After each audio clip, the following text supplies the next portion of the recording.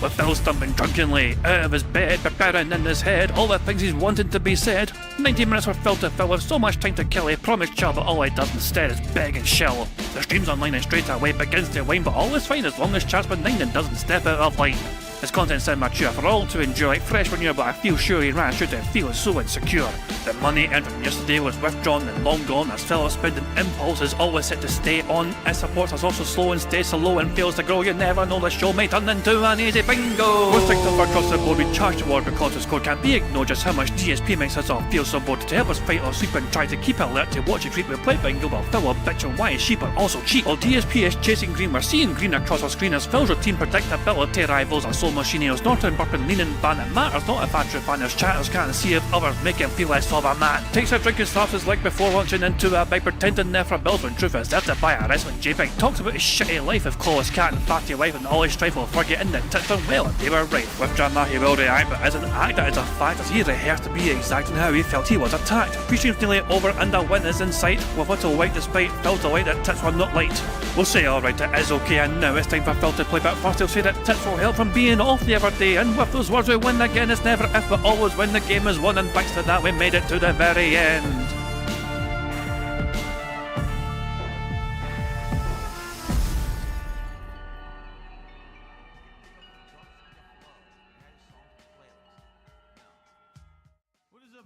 Hey guys, King Jad here, and welcome to DSP Bingo for what is today, Wednesday the 18th of June 2025. I do hope you're all doing very well indeed and hope you're enjoying your week so far. Apparently Phil should have had a happy day yesterday because as far as I'm led to, full disclosure, I know very little about what happened yesterday. I've seen a couple of pictures and I've heard some stories, but I don't actually know what happened. But from my understanding, Phil got the miracle he requested by hitting 2 goals on his day stream, which then enabled him to eat pizza yesterday. So Phil had a magical mystery $300 at least thrown his way in a day stream, therefore he got to eat on a Tuesday like he wanted to, and so he should have been happy and delighted that he got to eat his, he got to do DSP Tries It as he desired in the first place. And yet, apparently on the night stream, he had a massive, huge fucking cope session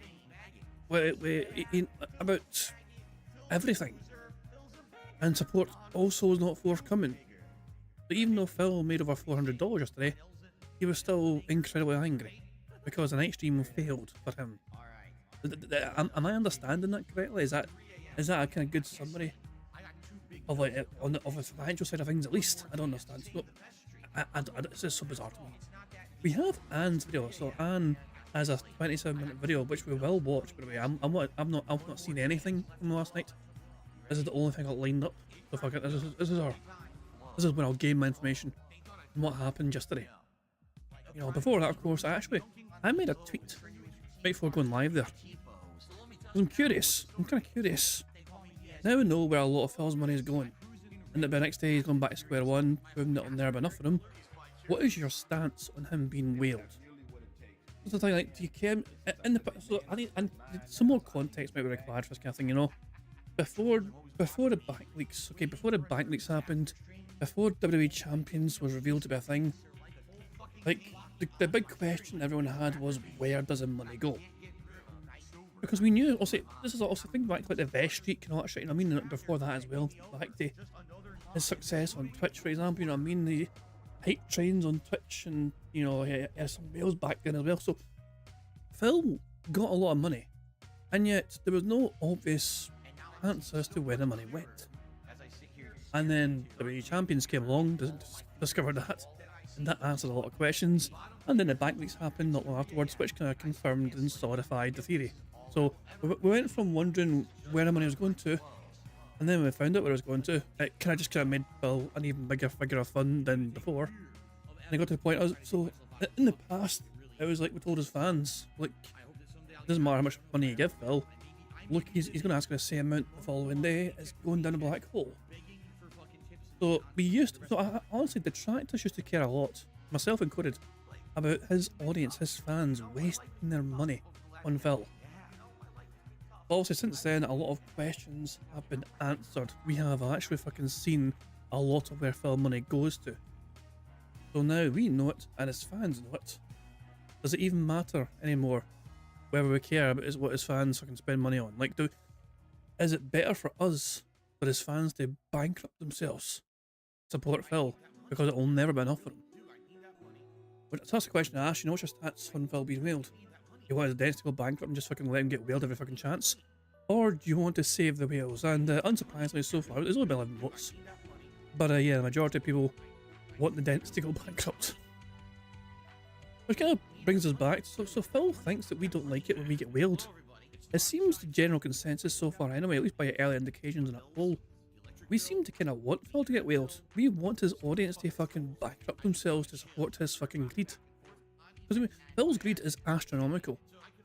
Trying to demand $300 a day for your audience on stream while we're gonna fucking rage quit games or whatever, you know what I mean? It's just, and Phil fucking think, oh, we show the detractors because I got money. And it's like, Phil, it's not our money. You got your audience's money. And tomorrow you're gonna ask for the same amount, and again and again and again. It's like, we don't, it's his audience that get felted. But he seems to fucking feel convinced that because he gets money, it's us that gets felted. The fucking show keeps rolling for us. It's in our best interest for Phil to get wheeled. That means there's more content for us to enjoy. But yeah, Christ, man. Anyway, fuck it. So I asked that question on Twitter. That poll's going on for a day. We'll see what the results are like after a while. But yeah, I don't want to waste any more time, guys. I want to understand what happened yesterday. So I'm going to use Anne's video here. This is a compilation that was like by Alan1337. They put together a 27.5-minute video. I've got it at 1.5 speed. I'll link it in the chat as well. If you guys are interested in the video yourself, link it in the chat just in case you guys are interested. But I've not seen any of this yet. I need to understand what happened. So fuck it. Here we go. Alright, so now the question you're all waiting for the answer for. Actually, no. I know Darkside Dabbing it. So here's the deal. Darkside Dabbing asked me a question. Darkside Dabbing asked me, do I think that he is a troll? Or do I still think that he is a troll? But the only way to answer that question is to explain the situation, because most of you have no idea who Darkside Dabbing is, nor would you understand why he would even ask me that question, okay? So allow me to explain. As you all know, last year, I did a big crossover thing with the Kino Casino. We went on each other's content several times. We did some crossover gameplay a couple of times. We talked about each other on each side in a very positive manner. Now, overall, we all kind of knew what was really going on there. I don't think that either side actually really liked the other side that much, okay? But we realized that doing this crossover event was profitable. It was something different, right? Normally, I wouldn't work with people who would be considered my detractors. Normally, they wouldn't work with people who they would consider lolcows to make fun of, even though they're lolcows themselves and they know that, right? So during this arc of, what was it, like 8 months, okay, that I was working with them and doing stuff with them, a lot of their viewership came over and started watching me in a very positive light, you know, because the casino was always talking positively about me. It meant that their viewers thought of me in a positive way. And I think some of the viewers got the joke and some didn't. But either way, a lot of people came over and started watching my stuff. And then I started streaming on Kick back in, what was it, October? And, you know, when I started streaming on Kick, I didn't know how it was going to go. I was co-streaming. It was the first time I had ever done that, and there's tech stuff to do and things I had to work out and stuff like that. I love his super chat comes in while he's trying to explain this, you know, some random shit. I mean, it's in the most positive way, but this sounds like complete and utter cope. It does, doesn't it? It does, yeah. That's probably because it absolutely is cope. Right? And so, basically, I enjoyed streaming on Kick because it wasn't really much extra work. I just had to read 2 chats at the same time. However, I definitely needed people to help me moderate on Kick, because Kick is like the Wild West, right? I didn't have stuff set up for moderation or anything. I didn't really want to have too many bots running in the chat to make it too overly moderated. I wanted people to feel like they could say more. Maybe it's like Kick is the risque place to watch me stream where you can say and do things you couldn't really do on YouTube, okay? So that's how we treated it. And while that was happening, a whole bunch of people who were fans of Kino Casino became moderators. They all volunteered to be moderators for me during that time period, okay? Yeah. What is Darkside Dabbin saying in the chat? What is going on? Okay, so Darkside Dabbin's trying to add to the conversation while Phil's trying to go for the lore of him snaking the casino. A bunch of people who were fans of Kino Casino became moderators. They all volunteered to be moderators for me during that time period, okay? Now, this entire time that this was going down, I always knew from day one, I was not going to be cool with Kino Casino. I didn't know if it was going to be me turning on them or them turning on me or a mutual thing. I just knew it wasn't going to last. So I kind of knew I was working on bided time, but I wanted to make the best of it, all right? And I feel... So, I mean, to me, that comes across as a really scummy thing to do. Like, can you imagine pretending to be someone's friend for financial gain?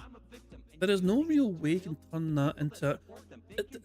I can't think of any way you can come at that in a positive light, and it just makes you look like a fucking disgusting piece of shit. You know? There's no real way of spinning that into a positive.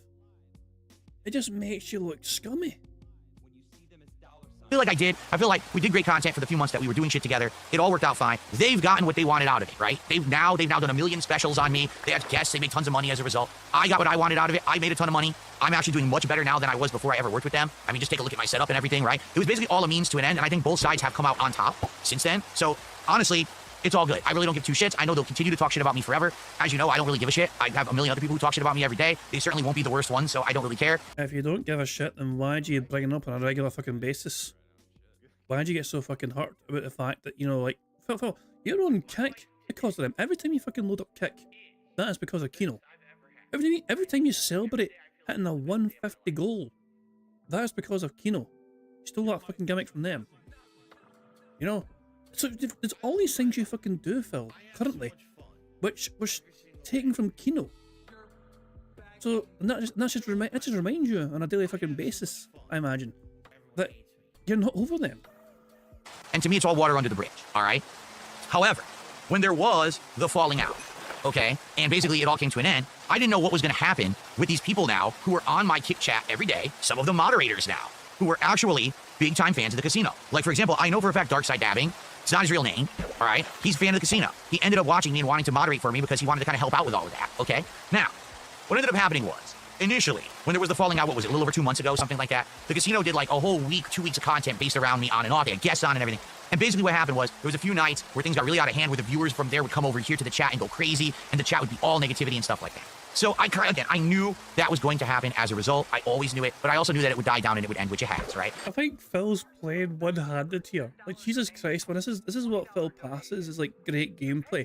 He's literally just doing all this with one hand on a controller, so his other hand can wave around while he's fucking telling us bizarre fucking rehashed version of history.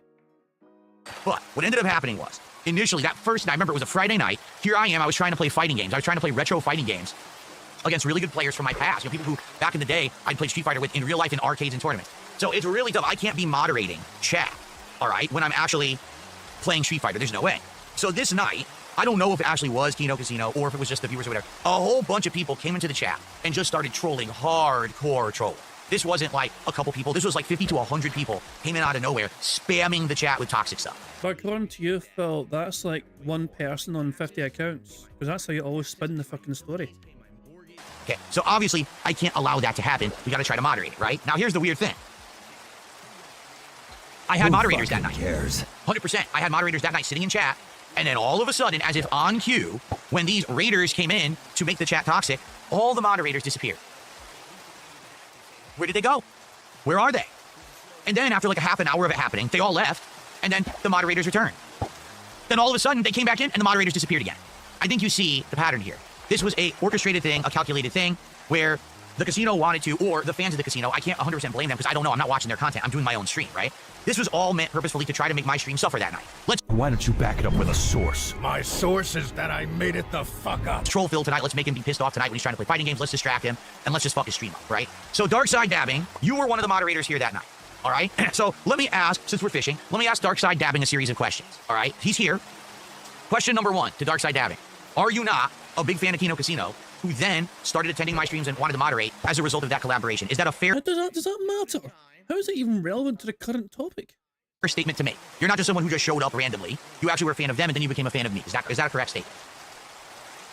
Let's see the answer. What's the answer? What's the answer? What's the answer, Darkside You Dabbing? can type me in the chat to answer so I know that you're speaking to me. And I don't mean real fan. I mean that you were watching the content, you volunteered to moderate. It wasn't like you were just someone off. DSP Gaming, actually no. I did not know about Kino Casino until you collabed with them.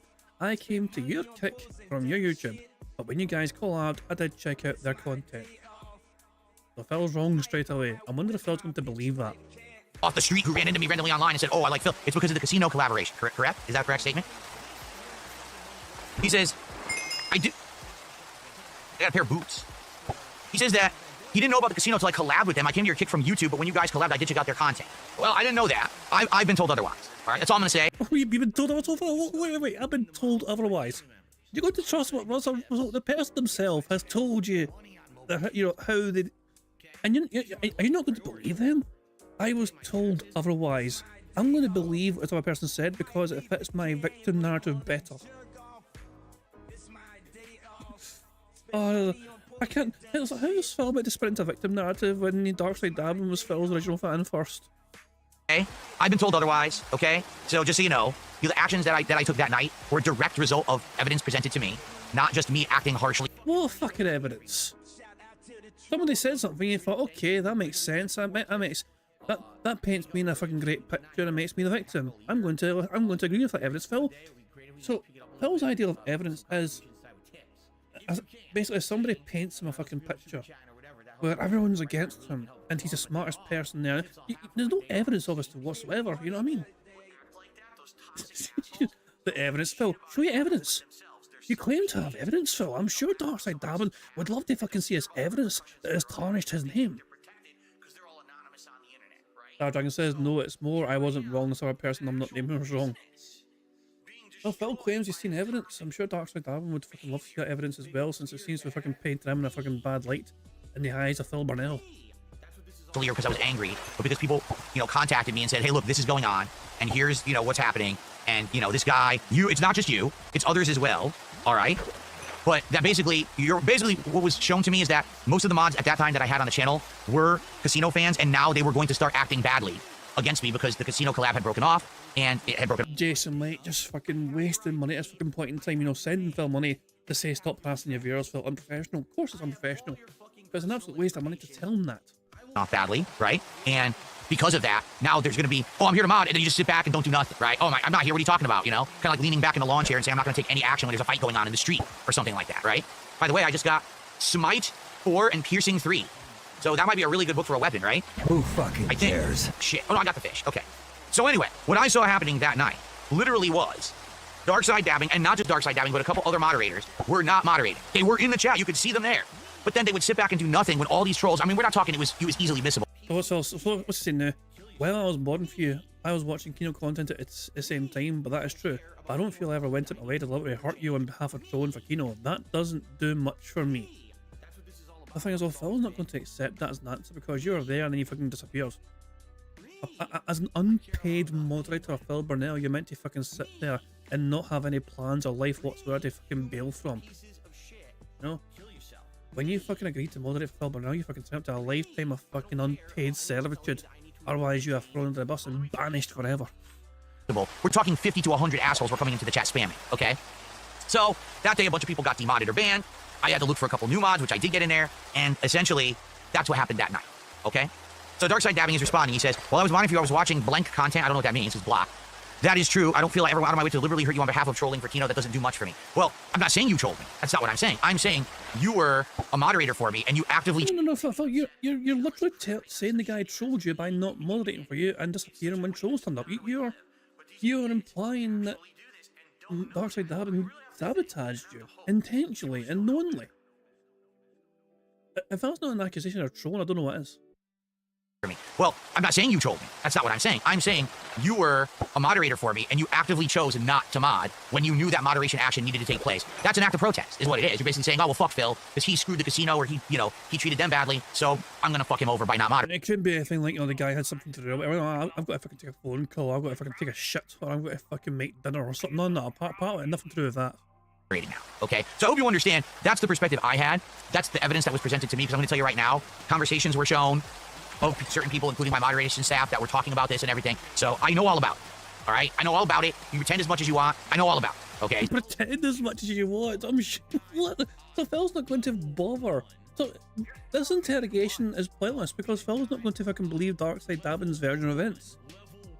Phil's already convinced that Darkside Dabbing was wrong and a villain in a situation and out to hurt Phil. Okay, so we all put up fronts and put on masks and lie publicly. I know the real story about what really happened that night, okay? Fair enough? All right, now. It's not fair enough. Well, you have your own version of events, which does not come from the horse's mouth whatsoever. But you have a version of events which suits and fits your victim narrative. You are trying to interrogate Darkside Dabbing, and from what I understand, their answers were quite fair. You know what I mean? I'm not entirely sure of the situation myself, but what was the point of you interrogating them if you're not going to fucking believe a thing they fucking say? Do I actually think that Darkside Dabbing is a troll? No, I don't. Not at all. I think that Darkside Dabbing is a fan of Kino Casino who does like to laugh at me, but at the same time doesn't harbor any ill will towards me. I don't think that Darkside Dabbing wants to see my business fail. I don't think that Darkside Dabbing wants my family to be hurt. You know what I mean? Now, if I do something stupid, he wants to laugh at me and make fun of me just like everybody else, okay? And here's the truth. I don't mind that at all. I put myself on the internet publicly every single day. That's my choice. So what's Darkside Adam saying now? I'm not here to change your mind. I truly wasn't there the first round of trolling, and the second time I got overwhelmed. I'm not a troll, and no, I don't want to see the Ray Hurt. It doesn't matter what Davin has to say, because Phil is not going to. Phil is choosing actively not to believe it. Also, is Phil getting shots by a skeleton here? Hold on. Not at all. I put myself on the internet publicly every single day. That's my choice. Okay? So if people watch me and publicly make fun of me or whatever, that's because I put Yeah, he's getting shot at by a skeleton. myself on the internet to be a subject of ridicule, right? I know, random Minecraft. I mean, why? Oh wow, I'm talking about a fucking game when Phil's ranting at Kino Casino. Sorry. It is night time. Phil's close to the shore, and yeah, he's been shot at by a skeleton. That's all well and good. Okay? But the truth is that there are people who actively are out there right now who are seeking to harm me, my business, my family, my reputation, all of that stuff. Okay? So for me, I can't have people who are like towing the line of, oh, if I feel like moderating tonight and helping, I will, but I'm in a bad mood now because Phil, said something or did something, so I'm not going to. So I can't have mods like that. You understand? There's people who modded for me who I trusted and kind of betrayed that trust, and I can't have them mod again. So with a guy like Darkside Dabbing, I don't mind him being in chat. He's welcome here. I'm also aware that a lot of the times he's referencing Detractor memes. Why? Because I know he watches Detractor content, and I know he watches the casino. I don't care. So Phil, hold on. What's he saying now? Darkside Dabbing just said something there in the chat as well. So I want to try and get his side of the story as well. That's all good with me. Not asking for mod back. I was just curious if you still thought I was a troll. Well, Dabbing, like, Phil's not going to... Do you want to... Like, Phil's not going to believe you no matter what you say.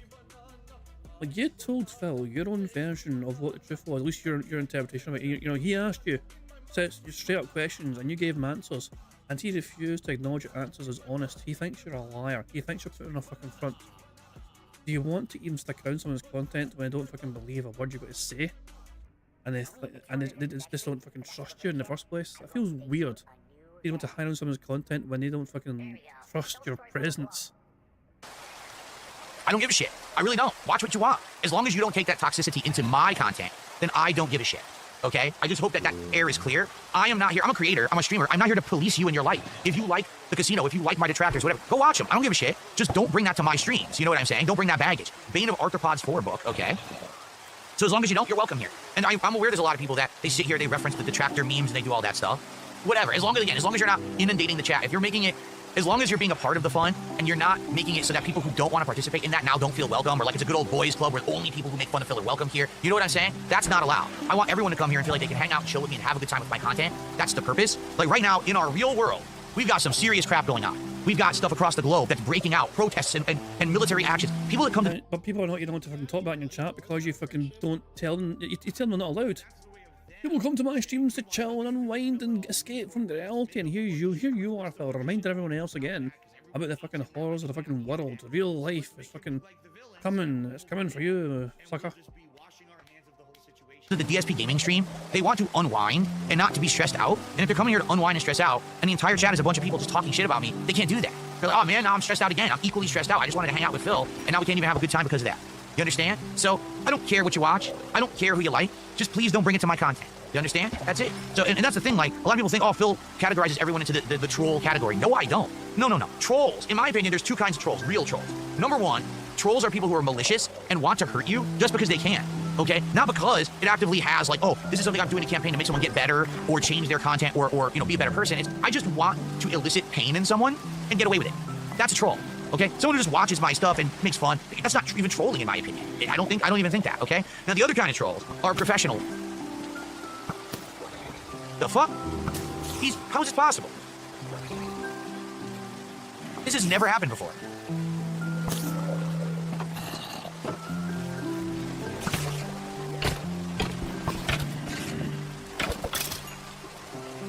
Please tell me he's going to die. Please tell me he's going to die. Spiders can climb fences. Anyway, as I was saying... Oh, that's right, spiders can climb.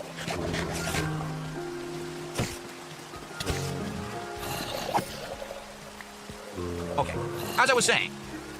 I hear that. Hopefully it doesn't happen again. I hear that drones. They have speed. The other kind of trolls that are out there.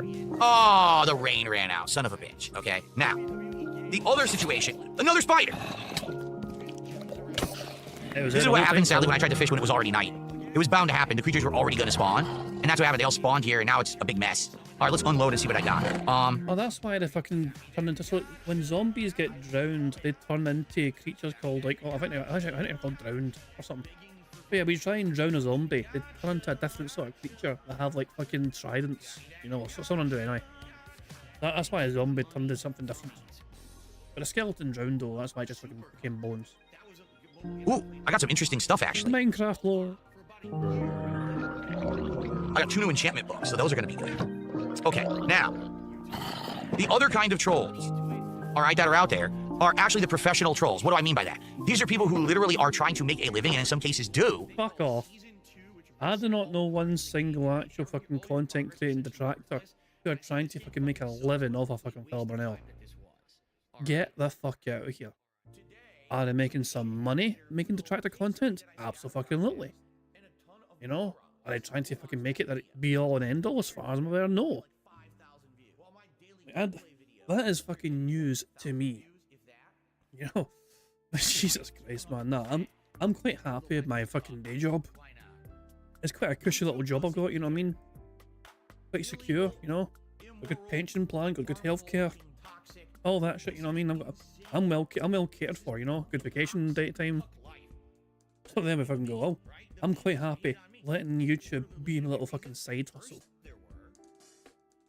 By riding on my coattails in a very toxic way. They don't care what they say and do to get over. They don't care that they're outright lying and maliciously twisting things for drama purposes. It gets them clickbait views. So they don't give a shit. They'll say things like, Phil said that the CEO of a company should be thrown into the street and shot. When literally I never said that. Your wording... It wasn't the best wording, Phil. You know, that was more like you fucking said something in a very dumb way, which could be interpreted that way. Not once did those words come out of my mouth, but they'll actually say it in a video, publish it on YouTube, and act like that's okay. It's not. That's actual slander, defamation, whatever you want to consider it. That I can take legal action against that person, sue them, win, have their channel taken down, and take all of the profits away from them that they made on their channel. Just on that one video is enough. Okay? But you guys know me. I'm not someone who's going to be taking legal action against anyone. I'm just a normal guy who plays games and has fun. All right? That's what it's all about for me. So I let it slide, and then people think that, you know, because I'm a nice guy, because I don't... Phil, you're not a nice guy. You're a fucking cunt. You're a cunt with a capital cunt. There's no fucking nice way to fucking paint it, Phil. You are one of the most vile and reprehensible fucking people who fucking exist on this platform. There's definitely worse people. There's worse people, definitely. Wiki Sergeant Jade? Jade got a promotion? Squeaky Sergeant Jade tipped £1. Squeak, squeak, squeak, squeak, Mr. King. If the UK were to go to war with Iran, may I join the Scottish group?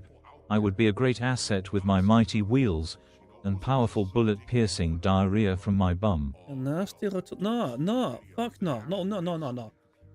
The UK are not going to get fucking dragged along into another Middle Eastern conflict because America wants some oil. We're not doing that shit again. We fucking did it right a few years ago in Afghanistan. We're not fucking getting dragged into another fucking conflict. You fuckers, I mean, remember, your president of peace was hoping to fucking be known as a president of peace or whatever, and all of a sudden it's like, hey guys, by the way, Israel, this is a nice fucking place to go. Let's go to Iran. Oh, Jesus Christ, no. So, yeah, I think the UK are fucking going to just let America just do their own thing when it comes to this conflict with Iran and Israel, you know. But they fucking go. Thank you very much for the catch, which you know, very kind of you, Jade. Yeah, and well done on your promotion. Wheel your arse somewhere else. Take that action, because I don't want to cause a frivolous, endless loop of suing and nonsense, okay? That's going to be painful for everyone associated with YouTube in general, because I don't want to do that. All of a sudden, it's open season on Phil. So now we can say and do whatever we want. We can literally lie. We can take everything out of context. Here, let's take the one moment from Doom where Phil wasn't playing it like Doom because you're not supposed to, because it's a room full of explosive barrels, and say that's how he played the whole game and he sucks at Doom. Remember, though, he doesn't care. Remember all these things that Phil doesn't care about, and he keeps telling you he doesn't care about them? He doesn't care the internet makes fun of him for Doom.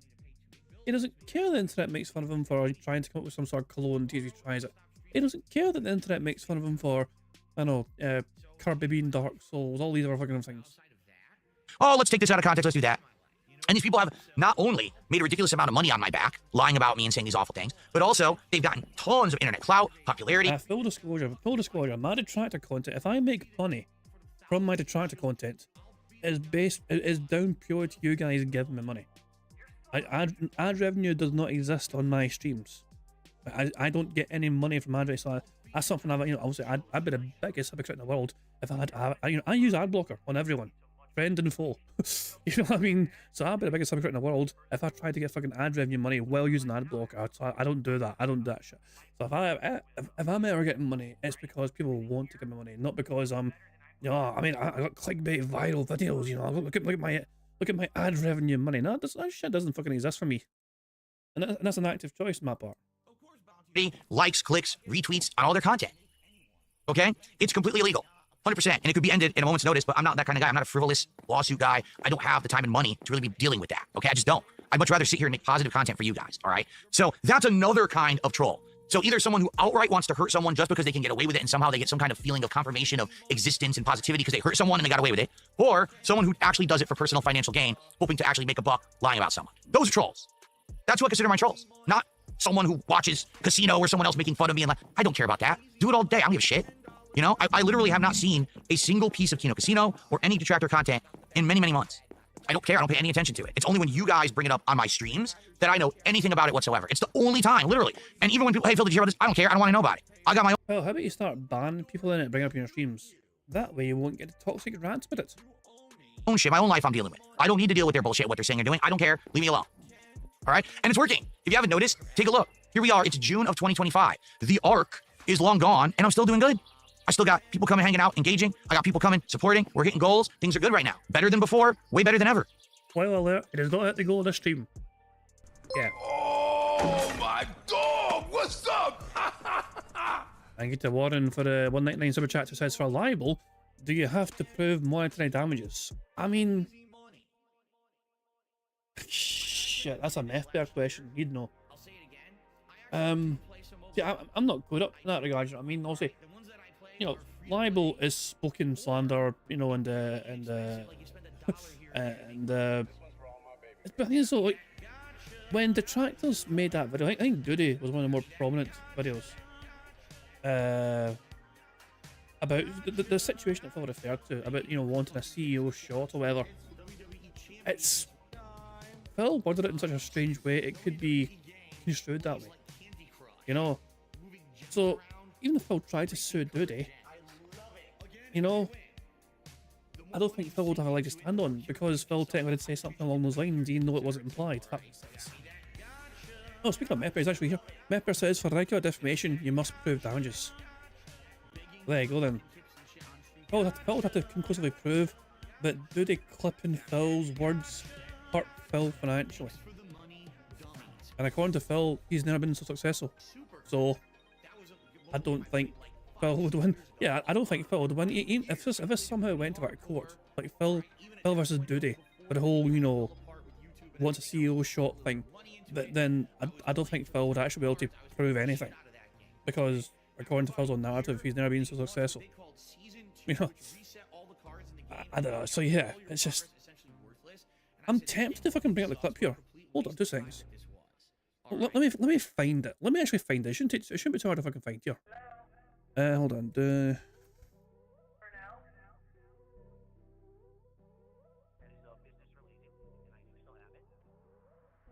I find the video? I'm trying to think. Like, what's the video?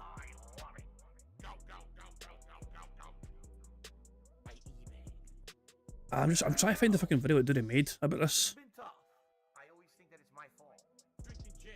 I thought it'd be easy to find, but I guess not. Fuck me. Hell, hold on. I'm trying to find the massive thing.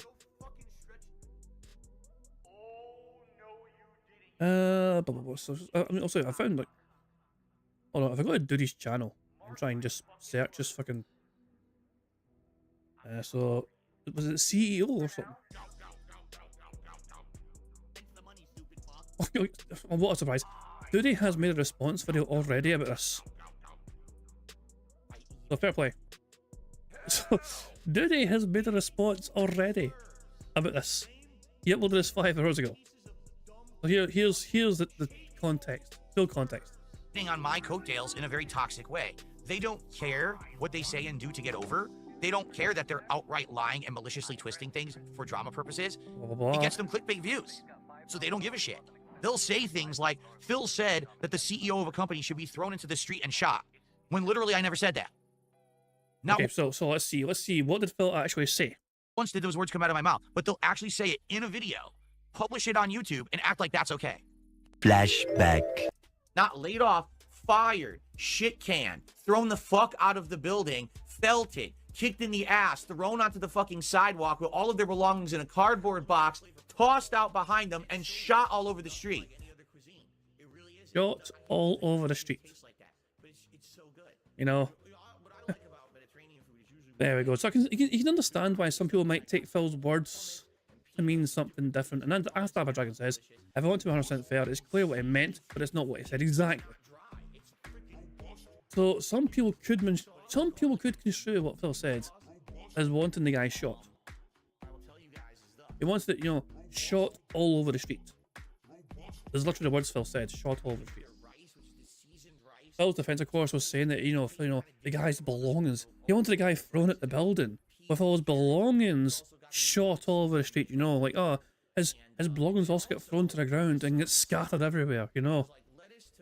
But yeah, Phil's wording came back to hurt him there, you know what I mean? So, and that's what I'm saying, like, that is him getting hurt and upset about people reporting on the things that he said. Phil said that. I mean, obviously he didn't mean what he fucking implied, but Phil said that, and he got super hurt about it, even though it was Phil's own words. So, I'm good. So you don't have to worry. Darkside Dabbing and others who like to watch me, ironic watchers or whatever, I don't care. However, if you do come in here and you LARP, and what I mean by that is you're coming in here acting like you actually want to watch, but you're waiting there in the wings just so you can just all of a sudden say something fucked up and disgusting and insulting. You're a LARPer. And LARPer, yeah, you're not going to be here long. If I notice it, you're going to be out of here. Okay? So just laying down the law here. All right? Cool. How much more is rant? It's like, Jesus Christ, man, it's still more. Whatever, almost, it was got another 6-7 minutes to go of this bizarre rant. And Phil's still not live yet for some reason.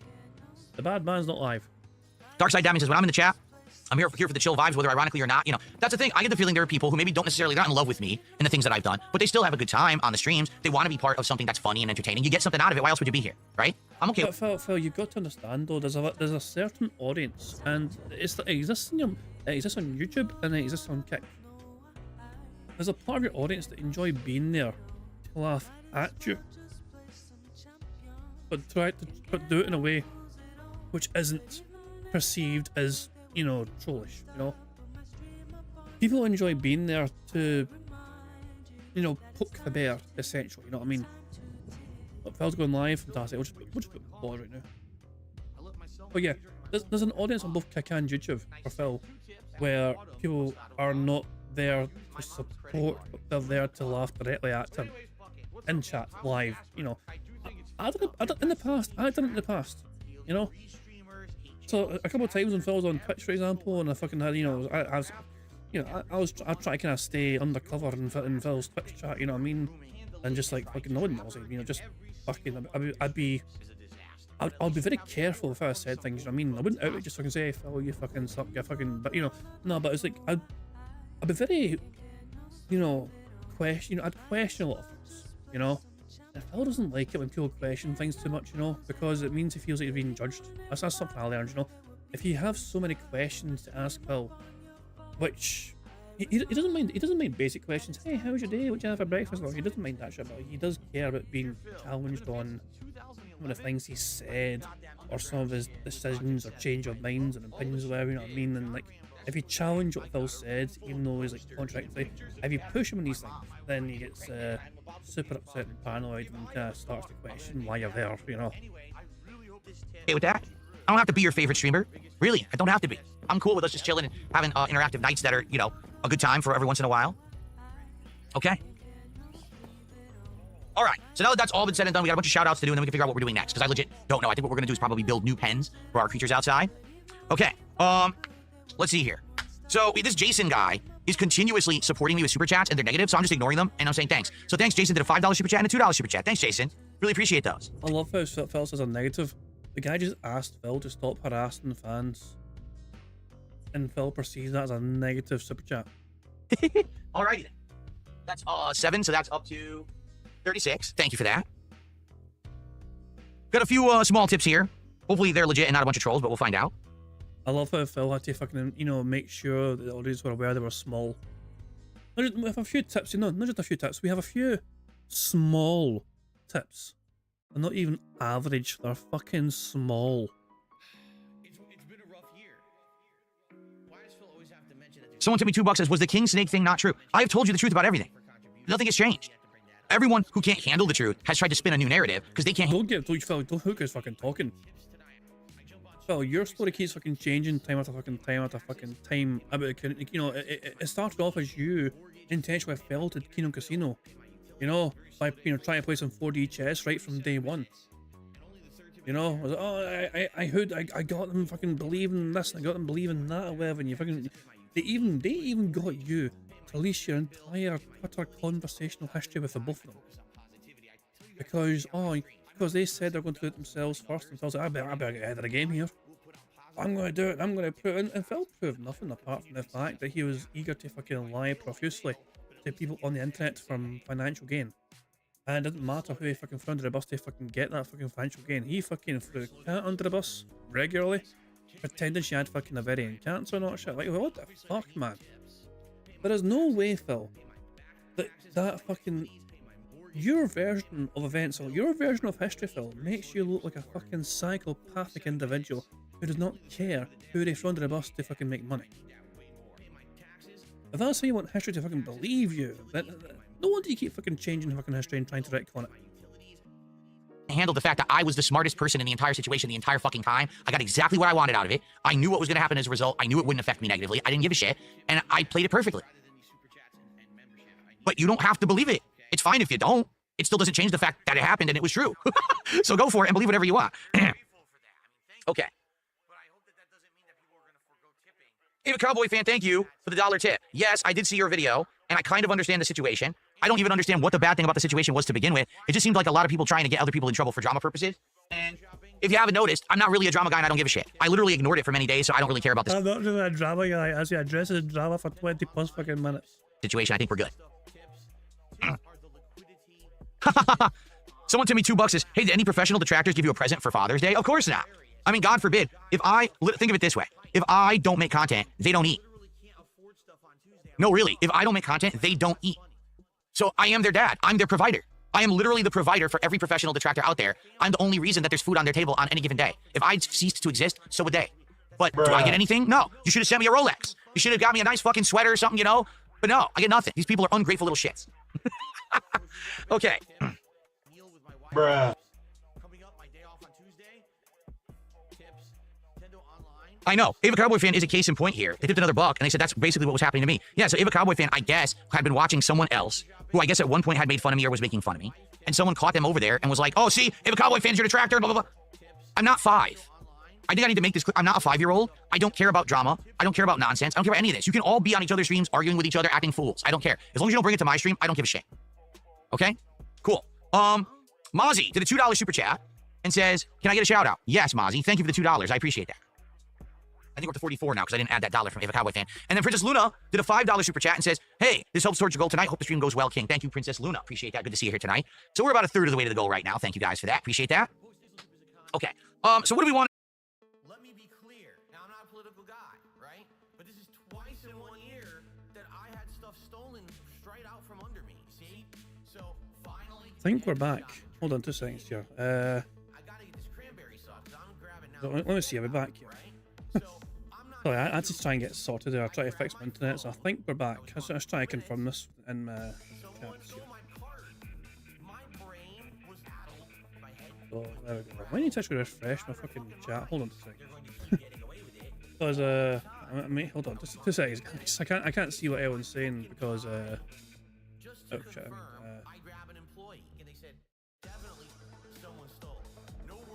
do that.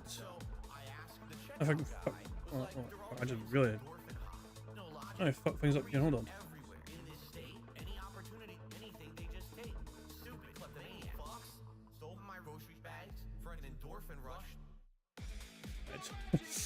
Fuck. Hold on.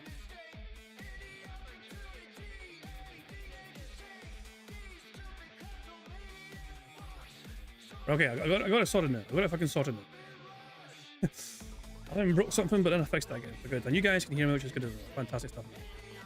So, cool. No worries. This is fucking going weird for a second. You know what? This chat's not working. So, the chat, I can see my chat, but the other chat I can't see 100%. I have two chats, but that's what. I just fucking refresh this fucking thing. Hold on. 2 seconds, guys. 2 seconds. I'm just trying to fucking fix, like, everything. I just fucking reload this fucking link.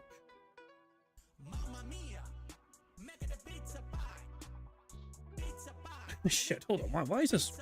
Fuck. I'm sorry, guys. I'm trying to get this fucking fixed and sorted. It doesn't want to fucking. I just want to refresh this fucking page and it won't fucking let me. Fuck. Why is this fucking broken? Hold on. 2 seconds, guys. So yeah, I had to just disconnect and reconnect the internet. No big deal. I won't let me do that. Shit. Give me a wee second, guys. Give me a wee second. You guys keep enjoying the autos while trying to fix this. That's the stream. So yeah. Long story short, my internet went down, but then it came back up. But because it was down for a while, it kind of broke my chats. So I'm trying to kind of fix both chats right now. I guess on the bright side, you know, we get to fucking build up more speed up juice. You know, silver linings and all that jazz. Just give me a wee second here to kind of. Fuck, wrong thing. Hold on. Just to fix this. Go here, there if I can go.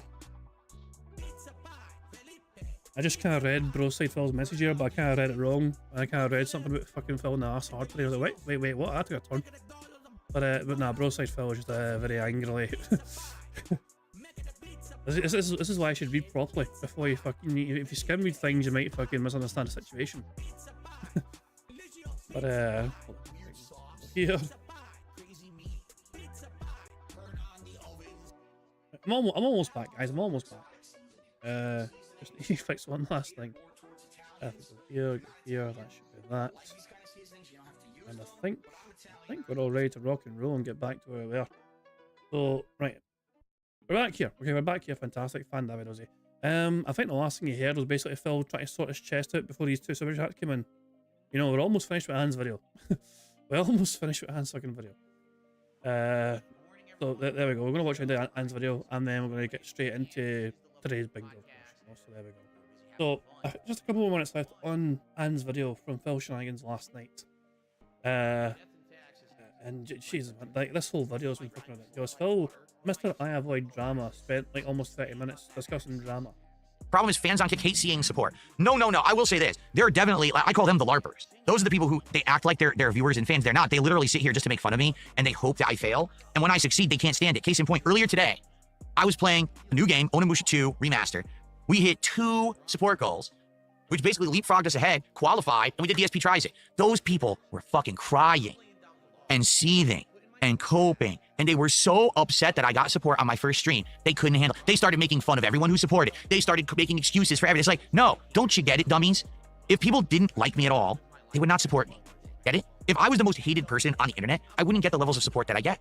I get it because people legit like me and see through the nonsense. Get it? So all of your hatred, all of your anger, your jealousy, your rage at me being successful, it's all a waste of your time. This kind of brings me back nice to the fucking poll I have on Twitter.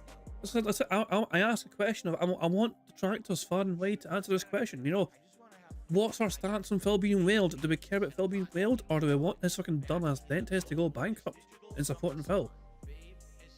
And I think the overall consensus is quite clear. 20 odd votes so far, 87% want his dents to go bankrupt in supporting Phil. Let Phil get whaled merrily every single fucking day. It all fucking vanishes into fucking black hole of fucking Scopplay funds, WWE Champions funds, the DoorDash funds, and Total Wine funds as well. So yeah, fuck it, let him go fucking bankrupt. And so a few more I'll read this later on. A few more wee comments on the poll, but yeah, some people seem to be enjoying answering that poll anyway. I'll just watch the last minute of this fucking video or so of Phil's copium, and then I'll get started in fucking bingo. You know what I'm saying? Like, it just, none of it makes any sense that you would even do it, because I'm still here and I'm still successful in spite of you and all of your angst. So those people, I know, they don't support me, and they basically just take up space. What they don't realize, don't tell them this. You ready for this? I got a little secret. I got a secret to tell everyone. All right, hold on. Hold on one second. This is going to look weird because the lighting is off. All right, but I got a secret. You ready? So what is the best kept secret of me and the trolls that are on my kick chat? Are you ready for this? Here's the best kept secret. I get paid for them to be there because I'm in the Kick Partner program. And I get paid for every moron who sits in that chat and trolls me. Shh. Don't tell anyone. Cringe. Cringe as fuck. Is that the end of the fucking video? I think it is. Anyway. Jesus Christ, that's the fucking video. Holy fuck, man. Holy fucking shit. Well, we have built up an ample amount of speed up juice with Phil's stream today. We're right behind Phil by about 16 odd minutes. Fantastic stuff indeed. And well, waiting for that also stream to... Oh shit, I need the bingo card as well. There we go, bingo card. Normal podcast today. Normal podcast, so it's a 5x5 card once more. So, in order to play bingo, of course, we need a bingo number. So, the third number in chat I see will be a number that I use for today's bingo card. No pressure. But whoever's number is third in the chat will be the number I use for today's bingo card. The first was Coding Crusader, the second was Stroyer, and third was Mr. White. With 666. The devil's number. Nah, not really. Isn't that like, you know, fact that 666 is no longer the devil's number? Like, I mean, people thought it was, but it was like some sort of mistranslation or some bullshit. It's actually 616 or 626 or some, I don't know. Anyway, but there we go. 666 is the number we have for today's bingo card. Excellent stuff. This is today's bingo card we have for today's show. We need Phil to say and do the following on today's podcast.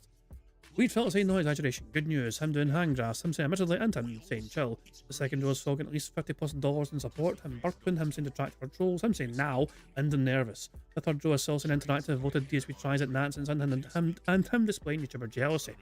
The fourth row is Phil saying behind the scenes obviously. Him having dead air. Him doing siege mode. And him butchering words. I've been butchering words all through this fucking podcast. The fifth and final row is Phil saying tips you guys. Okay, momentum. And finally, I'm making a weird noise. So there we go. That is today's bingo card we have for today's show. Excellent stuff indeed. Now, of course, the aim of the game, as you guys will know by now, is... Oh, actually, I need to fix the fucking chat as well. I forgot about it. On our fucking source there in the bottom corner, our chat broke and didn't fix. That's what I'm talking about. That's what I was trying to fix as well ever on. So let me... 2 seconds. Let me just fucking fix this as well. If I go here and delete it, press OK, I'll reset that, and then if I just put the link back in, it should be fine. And the chat's like, good stuff. So, anyway, aim of the game, as you guys all know by now, is for us to try and get a full house. 25 at 25 on the bingo board you see before you on the screen. There's a variety of ways we can get free spaces to help us on our way to a full house. For example, if Phil burps, snorts, or sips 10 times before he starts recording for his shitey gameplay, that gives us all a free space. For every 6 minutes and 40 seconds that Phil begs, that also gives us a free space. If we get 5 new or rejoining members to the bingo stream, that also gives us free space. And finally, in my opinion, the best way for us to get free spaces, 50 likes is 1 free space, 75 likes is 2 free spaces, and 100 likes is not only 3 free spaces, but also you guys get to enjoy the Bubbles animation made by supremely talented Pixar animations to celebrate the 100 likes on the stream. Also, if Jade shows up and Phil says hi to Jade, we get a free space for that as well. So you guys are in full control of some of the ways we can get free spaces. The rest of the ways are controlled by Phil and his bizarre border functions, as well as him begging like the little bitch that he is. So there we go, good stuff indeed. Some more things to go through, of course, but I'm going to let Phil explain that for us. Well, hello everyone, Phil Burnell here, letting you know about King Jad's Bingo and Marbles gameplay on YouTube. Now, you need to leave a post in the community tab to enter, and that's it. A lucky winner will be picked by playing Marbles at the end of the month. It is just that easy. Any mouth-drooling idiot can do it. Thanks for explaining that, Phil, you bug-eyed, cross-eyed piece of shit. And of course, as Phil says, though, you've got to make sure you're in it to win it. You know what I mean? That's also, at the end of the month, we have a marble race. You know, to determine who wins half that bingo prize fund. But if you want a chance of winning, you've got to make sure your own marble is locked in and secured. If you cannot find the community post in the description, then in the live chat, we type in !marbles, you'll be provided with a link to the community post right there via a bot. So there you go. It's got its own bot command, as has feet. Yeah, I'll be honest. The feet bot command is purely for profits. You know, profit loves feet. You know, so fuck it. That bot command for feet is purely for profits. You know, sake. But the marbles command, of course, is for people that cannot find the link to the community posts in the description. So there you go. Good stuff indeed. I think I've covered all the bases when it comes to the oh wait, one more big thing, one more quick thing. Also, the bingo price one, as you can see, is below the bingo card, currently sitting at 237.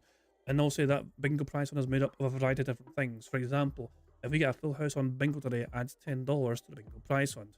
On top of that, every Friday we try and complete 3 very challenging marble maps just for fun, you know. And for every challenging marble map we complete, it adds $10 more to the bingo prize fund. On top of that, of course, a quarter of the money I make on YouTube every single month also goes towards the bingo prize fund. And finally, 100% of tips, no matter how big or small, goes towards that bingo prize fund too. In fact, I need to add that tip from Sergeant Jade. Sergeant Jade. Fucking Corporal Dented. But yeah, Sergeant Jade tipped earlier on, of course, that goes right towards the bingo prize fund, as do all tips, no matter how big or small. So good stuff indeed. That is how the bingo prize fund is made up. And as Phil said earlier on, as I explained, at the end of the month, we try and build a bingo prize fund up as much as we can.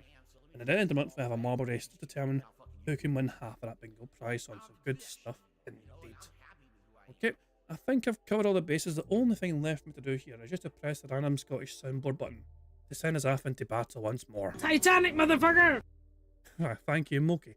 Actually, I think Moki's live streaming still. I'm sure they were live earlier on, Moki. Hold on. Moki's still live. Let me see. Is Moki still live or did they fuck off? Because they were live earlier on. No, they finished. They finished an hour ago. They finished an hour ago. So they're no longer live. Unfortunately, they're no longer live. I was going to secretly raid them, but they fucking finished streaming an hour ago. It's a shame, but yeah. But with Moki's sound clip, you know, at our heels, I'm confident that'll fucking... That'll hopefully, unlike the Titanic, we won't sink, you know, and fucking get on our way to a full house bingo card. Good luck, everybody. Here we fucking go. Good morning, everyone. On today's show, we've got some good stuff lined up. After not having a podcast yesterday, I come back strong. Because today, number one, we're going to be picking what's the next subject of DSP Tries It that will be a reward for hitting the next 10 goals. But the big news, and what's been going on this morning in the gaming world, the Nintendo Direct for Donkey Kong Bonanza was 17 minutes long. It happened at like 6 in the morning, but those who have seen it are saying it was quite good. And so, today I will be live reacting to the Donkey Kong Bonanza Direct. It's only the second game out for the Switch 2. Yes, I mean that. So it'll be fun to learn about it. All this and more on today's return episode of the Level 1 Podcast. Who fucking cares? Jesus, what the fuck was up with that fucking face? Why? Why? Why? No. Hold on. This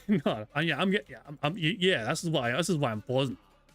Let me go to his actual channel. I'm screenshotting the source. Well, look, I love using raw fill because I love fucking having like the Phil's chat and the kick chat in there.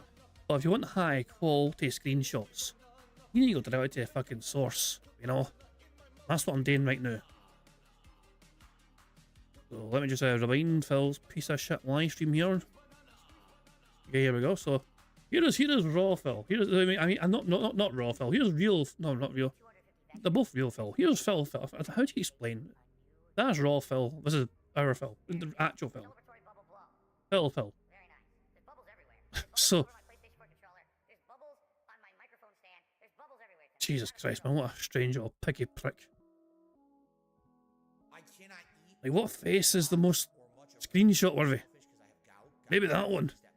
The last one before it gets dark. Well, I'll say, it's been a while since I've done screenshot hunting, but yeah. In case you're wondering, I just try and get like a good quality version as possible. Hold on. I go 1440p. We can! Look at that guy. Did you notice the change in quality? You know, the last quality was 1080p. Which was that? But 1440p is an absolute game changer, as you can see here. Look at the difference in quality. Isn't it so obvious? Oh, I mean, can you guys not see the obvious quality difference? Yeah. Hold on 2 seconds. Hold on, I screenshot this sandwich.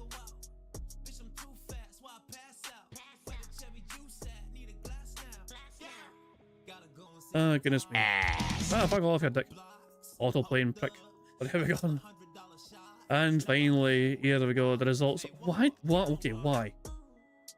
Why did it not want to remove the background? Get rid of this shit. Get rid of this shit. And what? Jeez, man. I don't know why the background remover has been very finicky. Basically had a big gout flare up because I stopped drinking cherry juice. Right, that enough. That'll do, I think. I will likely be drinking Yeah, I think that'll do. for the rest of my life. Let me throw that in the member Discord. The members can have such glorious fun with such a robust style image. What I'll do as well, you know, is I'll throw the actual, like, the normal image. The normal image as well, with the background. I'll put that in there as well. In case it's not good enough, you know, like, you know, I'll let them do it. So yeah, members get perks to fucking mess with these sort of images in the member Discord. Hooray for that. Well, let's fast forward. Let's get back to the bingo. Fast forward past the shitey intro. And here we go. So guys, 1 down, 24 to go. Let's try and win bingo today. Alrighty, everyone. Good morning and welcome to the show. It is Wednesday, the 18th of June, 2025. I'm DSP. We're entering the second half of the streaming week. I hope that you guys are in good spirits and excited. So we got a good amount of stuff to talk about today after not having done a podcast yesterday. It's going to be a good one. We're going to be covering various different topics, including what's the next DSP Tries It, because yesterday, by complete surprise, we actually hit 2 goals during that first stream of Onimusha 2 HD, which allowed us to do DSP Tries It Mod Pizza. If you didn't see that DSP Tries It yet, it is live over on the DSP Reacts channel. That's at DSP React on YouTube, and you can give it a look. Hopefully you enjoy it. I actually was surprised. I went into it thinking this is going to be absolute trash. Some of it was, but I actually wasn't all bad, and so if you want to learn about Mod Pizza, go give that episode a look, okay? Now, being that we hit those goals by surprise, now we have to determine what's the next DSP Tries It episode as the reward for hitting 30 goals of support. So, today we're going to talk about 3 possibilities. Number 1, Wendy's is coming out with a brand new themed meal. It's a collaboration with Takis Chips. I don't know if you've ever heard of Takis. I've seen them in stores, but I've personally never tried them before. I guess they're really popular, like, in Mexico or something. So, we'll look at that. Number 2, Little Caesars has come out with a brand new pizza. I say brand new very figuratively because it's basically just a regular pizza with certain toppings, but it's to collaborate with the release of the new Fantastic Four movie that's coming out next month. So they've actually kind of jumped the gun on it a little bit. It's like a month and a half early, but we take a look at that. And then the third idea, I have to give credit where credit is due. It was people in the Kick Chat who came up with this one. There is a local barbecue restaurant in my area that does things like ribs and brisket and pulled pork and Didn't you say, I seen this on Twitter. Didn't Phil try to say that place was too expensive? Remember, he is given $1,500 per face stuffing. And I think when somebody suggested this to him at first, he said it was too expensive. Like, just work that one out. slow barbecue chicken, and they're wondering, you know, maybe I could do that as something different to break up the fast foodie episodes and instead do an episode from a restaurant. Now, whenever I do those episodes, they're hit or miss. And the reason that I say that is sometimes those episodes end up doing well. Like, for example, do you remember I did Katsu Burger, where I ate that giant... Oh, for fuck's sake, who cares, Phil? Fuck off. Roadside Phil says, I've received a future brie. Oh, that's good. Jeez. We have the following to look forward to. When you age, your muscles atrophy and there's nothing you can do about it. I tell him that to, like, The Rock. Although, to be fair, he's probably on some shit as well. But yeah. No. Look, if you do nothing, your muscles will atrophy. But if you regularly keep yourself in good shape, then you can still, like, I'm not saying you're going to fucking look 30 forever, but you can still maintain, like, muscle mass. Like, Phil, you look. I don't like making the comparison because it's weird to like, I saw my father waste away. Like, he was diabetic, you know what I mean, and he was on dialysis as well towards the end of his life, you know what I mean. I saw him fucking wither away, effectively, physically. And, like, I look at Phil and his noodle ass arms, and it reminds me of my father's fucking wasting away. And you see Phil, and, like, fucking his arms are just atrophying like crazy. It's like, if Phil is not sick, then what the fuck is wrong with him? If he's not actually ill, you know what I mean? Because that is a comparison I make in my head. Like, that's the almost obvious comparison I can make. But it's just how Phil ages does not look healthy whatsoever. Also, is that on his arm? What the fuck's here on his arm? Is that just like a stray hair or a bit of dirt or something? I don't know. Anyway, Phil's talking about a burger. A hit or miss a burger, a katsu burger. Burger that looked amazing on camera. Everyone really liked that episode.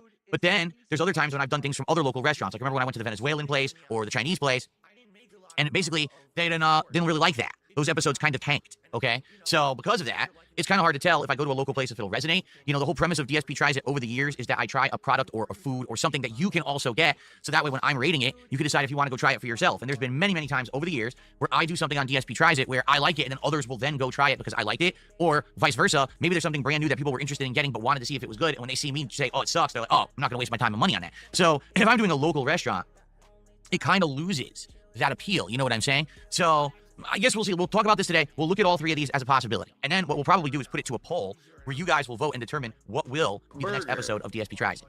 Okay? But the big focus, all right, for what we're doing today is the Donkey Kong Bonanza Nintendo Direct React. I'm going to be watching it live. It's a 17-minute presentation that they did on YouTube. So far has over 1 million views, which is pretty awesome. It was streamed about 6 hours ago. Like I said, Interesting number. they did it at like 6 in the morning. Ridiculous. Yeah, we'll check that out live and we'll see what I think of Donkey Kong Bonanza. You know, everything that we saw about it 2 months ago when they first announced Switch 2 looked good. So will this truly be a game that people who bought a Switch 2 will be happy because they have another game to play? Hopefully it's not a big disappointment, right? Like, that is the fear here, is that this game ends up actually being quite disappointing when you bought a Switch 2 and all you're playing right now is Mario Kart World and you've played it for 2 weeks and you're bored to tears. What are you supposed to do with this console? Hopefully this game is good, all right? So, let's see what happens during the Direct React, okay? FYI, really briefly, what's on the agenda for the rest of the week? Today, we've got more Lies of P Overture. That's going to be the gameplay segment after the podcast.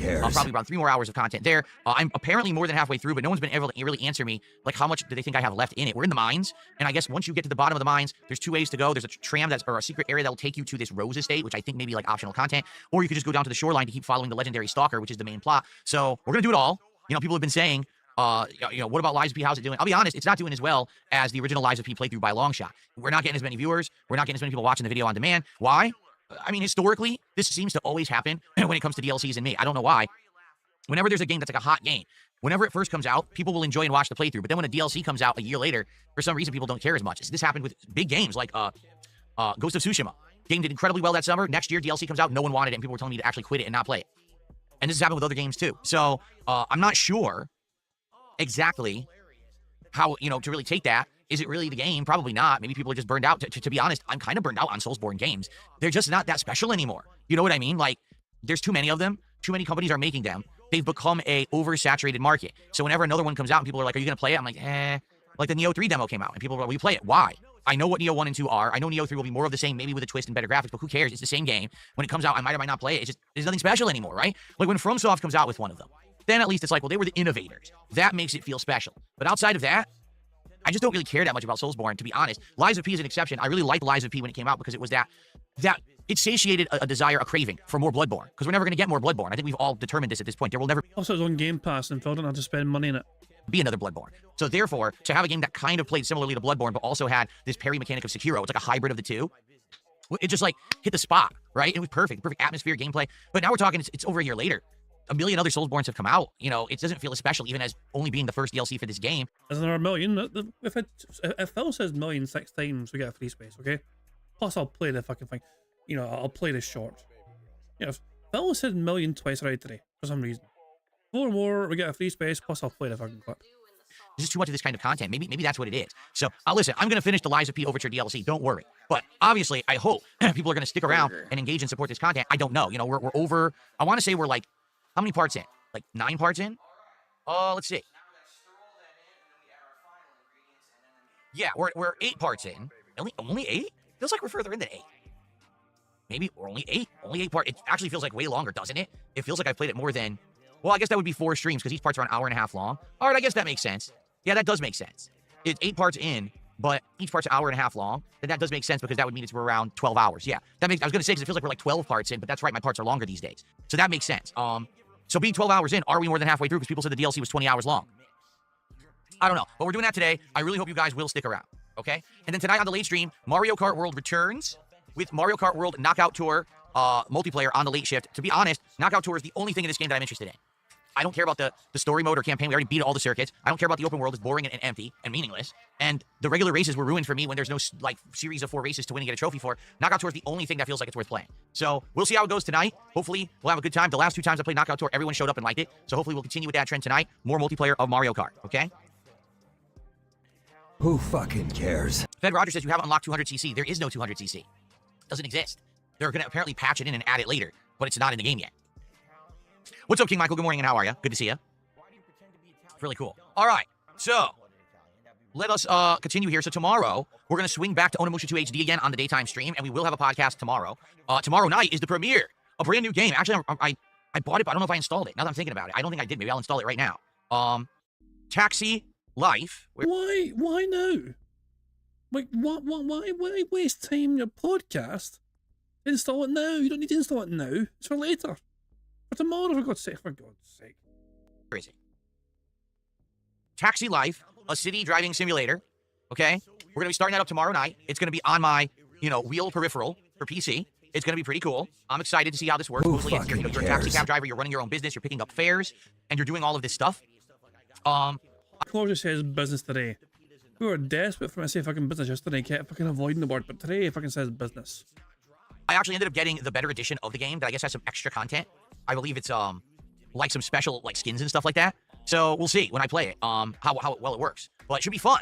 I'm gonna to do virtual driving through Barcelona, Spain. That's gonna be a fun stream. That's as a result of you guys supporting the American Truck Sim streams and saying you wanted more content with the driving wheel. So there you go. That premieres tomorrow night. Okay. Then on Friday, it's up in the air. We can either do more lives with P or we can do more Onimusha 2. I'm down for either on the day stream. So I guess we'll see how the streams are going. All right. If the streams go really well, then maybe I will continue on. What are you talking about, Ruby Rod? So I was talking about Ruby Rod from The Fifth Element in the Kick Chat, distracted me completely. Ruby Rod. That was a Chris Tucker, right? Oh my God, what a character. Anyway. Random derailment is random. Phil hasn't said, but he's not planned to do a podcast on Friday. Apparently, Phil has decided there's no podcast on Friday, which means on Friday, as things stand, we're going to have a 3x3 bingo card instead, since it'll probably be a shorter show.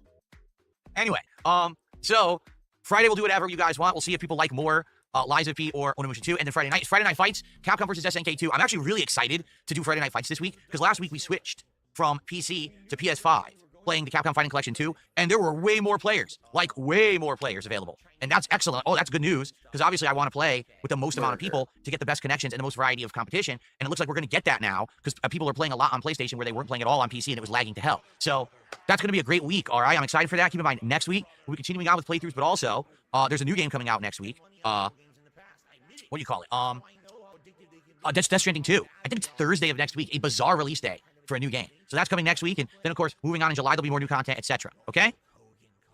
All right, good stuff, everybody. Good stuff coming up in the schedule. And in just a moment here, we'll take a look at DSP Tries It stuff. But what's going on? Game Boy, how are you? Jalen, how are you? Dr. Jedi, how are you? Dr. Jedi, I hate to tell you, there's authentic stuff all the time on streams. It's just that idiots just meme their own nonsense and believe what they want. Like right now, they're talking in Kick Chat about that I dye my hair. I have literally never dyed my hair in my life. If I dyed my hair, I would also dye my beard. I wouldn't dye just the hair and not the beard. Wouldn't that be pretty stupid? Why don't you back it up with a source? My source is that I made it the fuck up. But I've never dyed my hair, but they still believe it. They still puppet it. They meme it. They parrot it, right? So Phil doesn't dye his hair.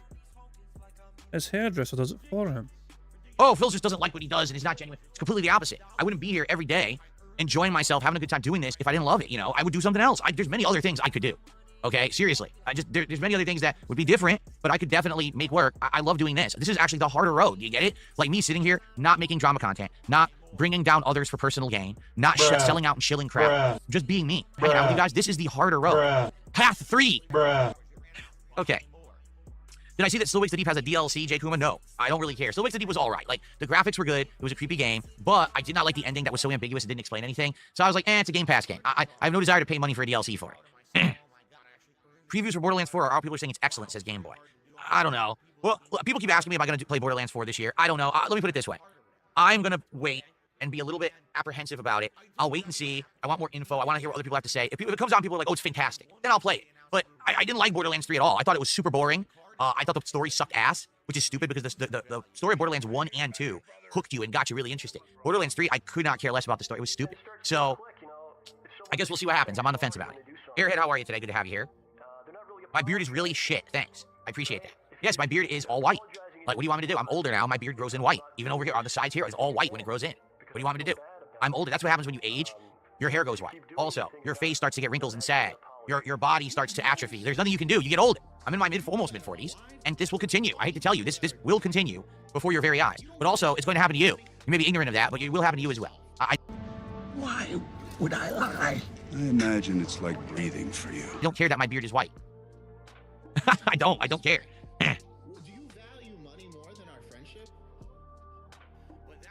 People are saying they're fixing all the mistakes from Borderlands 3. Well, good for them, if that's the case. So I got a super chat. I have no idea what it means. Does anyone know who Ski Mask is? Never heard of him. This person's name is I'm Me. I've always been me since 5 years old. I don't know what that means. And they did a $2 super chat and says Ski Mask died today. I know you guys were close. Some kind of a meme that goes right over my head. So whatever. Thanks for a $2 super chat. Amazing content there. Amazing comment. So I'm Me. I've always been me since 5 years old. Thanks for the $1.99. I appreciate it. Okay. You don't give a shit about anybody but yourself. You have no There we go. Okay then. All right. So, guys, today let's get back on track. Cause here's the deal. We had a Yeah, but okay, yeah, Begmans. He watches. Great internal Begmans. Great, fantastic. John starts getting text messages. All right, so, guys, today, let's get back on track, because here's the deal. We had a rousing double goal hit on the Onimusha 2 premiere stream yesterday. That was absolutely amazing. On the Minecraft stream, we did good, but we didn't hit a goal. We got over $100. I'm not going to sit here and be like, oh, woe is me. I made over $100 playing Minecraft for 2 hours. That's great, okay? But we didn't hit the goal. Today, we want to get back on track. We want to get back on pace. We want to start hitting goals for DSP Tries It. We're about to look at and pick what the subject of the next DSP Tries It is, but please support the stream today. That means let's get super chats, super stickers, and memberships on the YouTube side. Let's get some subs over on Kick, and let's get some tips between the two via PayPal. Particularly, again, I hate to beat the dead horse. Kick has been down in support recently. We are down like still 150 subs and haven't really regained many or any. All you got to do is take a look at the weekly leaderboard right now. There was barely 30 gifted subs this week. I don't even know if there is 30 gifted subs this week, actually. So, yeah, we are way, way down. It would be great to get some momentum back. Let's get some support rolling, whether it's anything, tips or super chats. 5 in a row.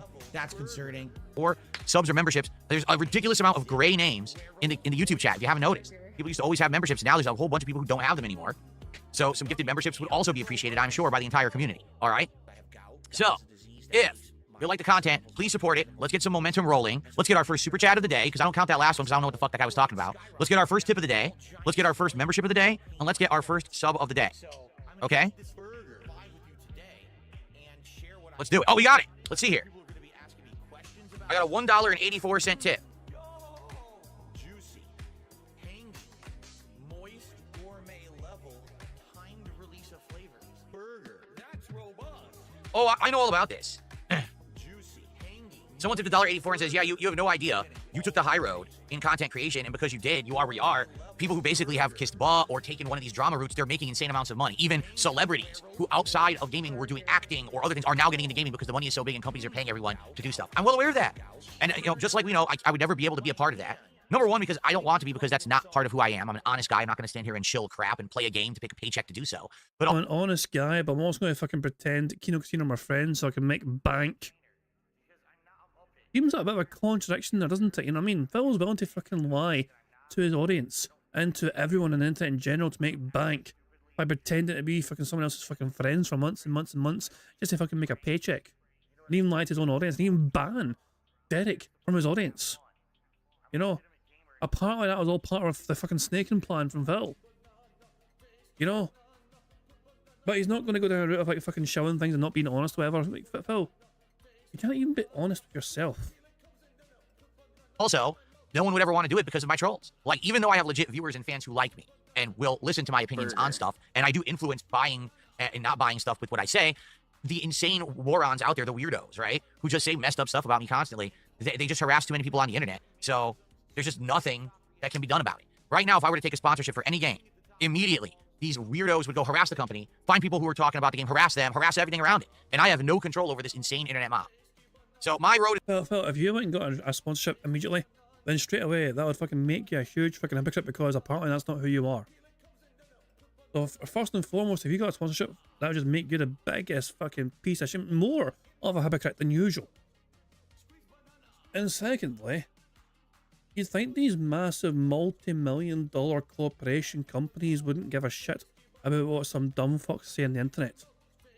You don't see fucking Subway bitching, whining in the morning because the fucking detractors are fucking spamming your weird little face anytime they fucking tweet, do you?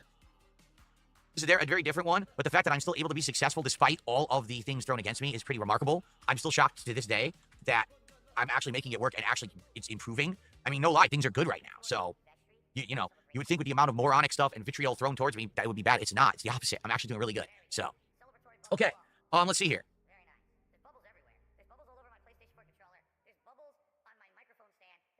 Someone tipped $2 says, you're going to hit the goals today? I'm waiting for Lies of P to start. I'll make sure that you hit it, and I love your playthroughs. Really? This person with a $2 tip is saying they're going to make me hit the goal today. Well, you know, that's nice of you to say, but at the same time, to be honest, you got to be skeptical about stuff like that. A lot of people have said quite a lot of things over the years, and they're full of baloney.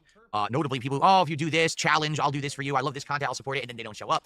You know, it is what it is. But if you are being truthful, then thanks. I mean, that would be amazing to hit the goal for Lies of P. I love the game, and looking forward to more of the DLC for sure. Okay. So we got some tips, we got some super chats. Let's get some memberships and some subs. But in the meantime, let's determine what we're actually working toward. All right. So at 30 goals hit of support, what are we going to do for the next DSP Tries It? We have 3 options that I'm weighing and balancing right now. Let's take a look at them, and then let's see what you guys think. We'll probably do some polling. Okay. Option number 1. Wendy's is about to have a brand new meal, I think starting on the 20th of June here in the United States, and then in Canada on the 30th of June. We want to take a look at it? I think this is set up. Crap. There we go. Wendy's and Takis turn up the heat with a flavor-packed collaboration. So, the Wendy's iconic spicy chicken sandwich and Takis are joining forces for a Takis Fuego meal. En Fuego. Let's see here. So, what is it? It's going to be a special sandwich and a special fries. Let's see what it is. So, it's the spicy chicken sandwich filet topped with crushed Takis Fuego chips, a chili lime sauce, creamy corn spread. I don't know if I like the sound of that, and a cheddar cheese sauce. So, basically 2 creamy sauces. You're gonna have like a creamed corn and then a cheddar cheese on top of the creamed corn, along with some Takis chips. Now, I said this before, I've never had Takis chips, so I don't know what they're like. I assume they're like Fritos or something. You ever had Fritos? So I don't know.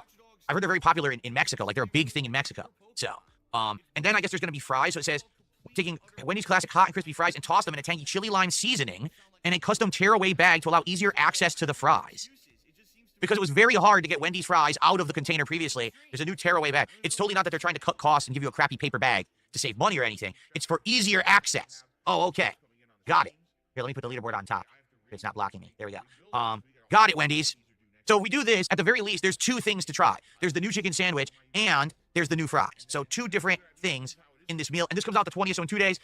Obviously, perfect timing for DSP Tries It for next week, right?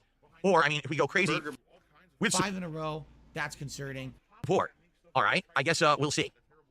All right, so that's option number 1. Option number 2, Little Caesars has a new pizza called the Fantastic 4-in-1. All it is, to be honest, at first I thought this was something different. It's not. It's actually not that good in my opinion.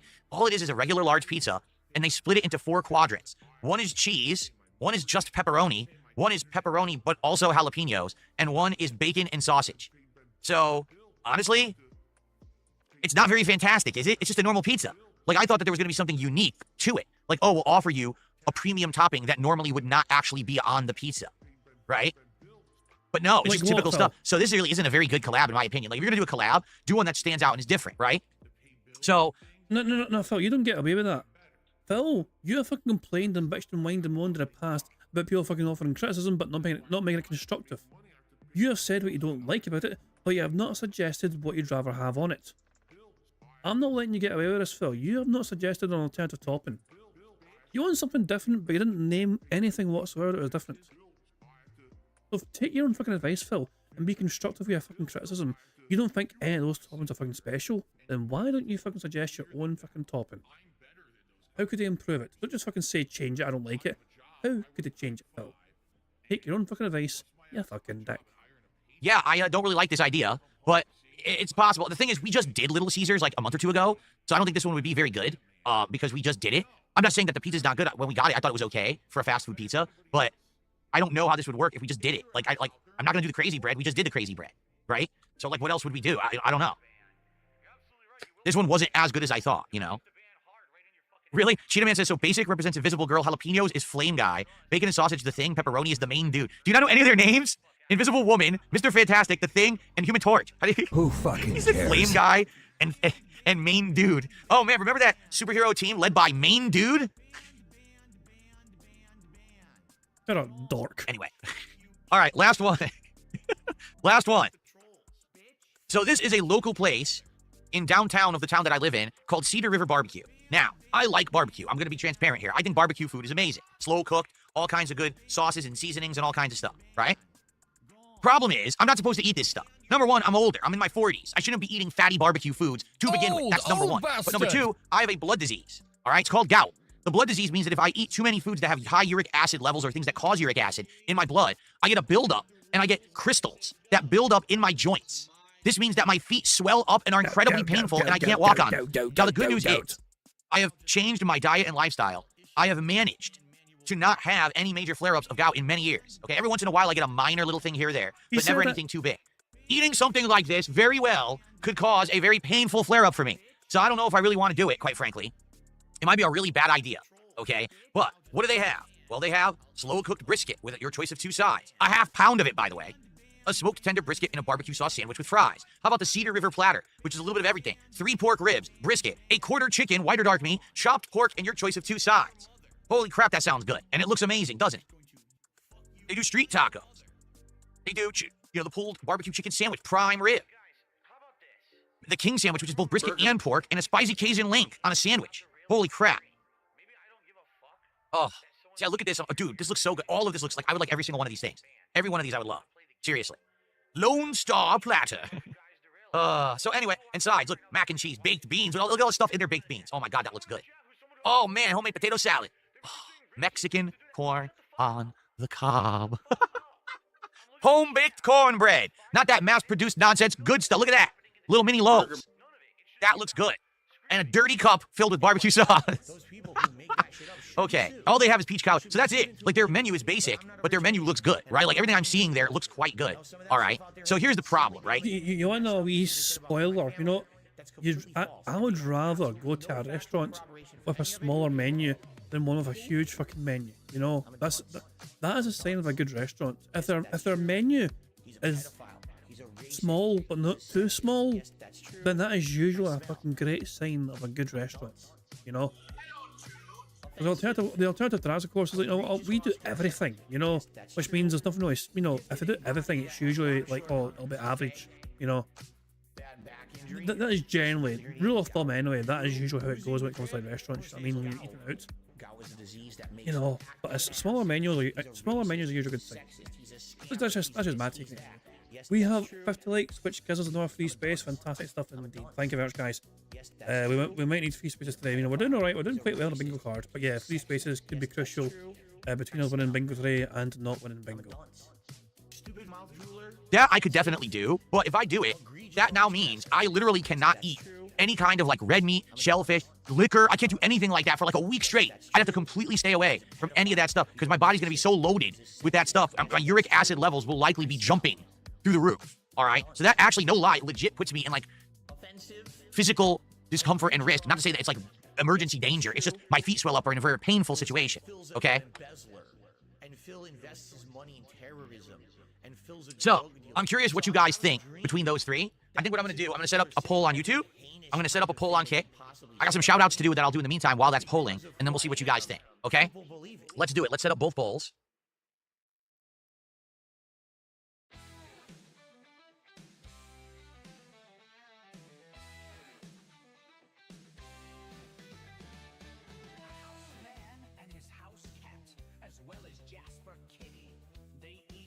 Okay, let's set this up.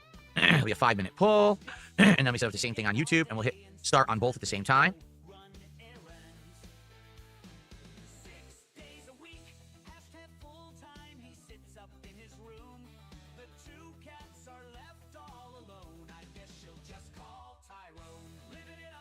Okay, ready? Start the poll. Start the poll. Both polls have been started. Please vote. Let's see what you guys have to say. In the meantime, while you're voting, I have some shout outs to do. Okay.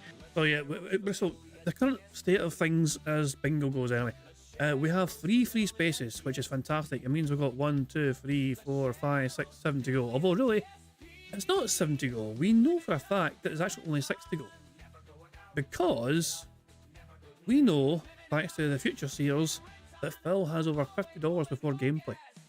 Sonny has seen the future and Phil has been given over $50 before he starts recording for his gameplay. So we know that one's set to tick away. I'm not going to tick it off now. I'll leave it unticked for now, but we know that's going to get ticked off in the near future. So as things stand, really, we're 6 away from a full house. The kick polling is so weird. It never updates. I have to refresh my screen to get the kick poll to show me results. It's really bizarre. Okay, so we have... Hold on 1 second.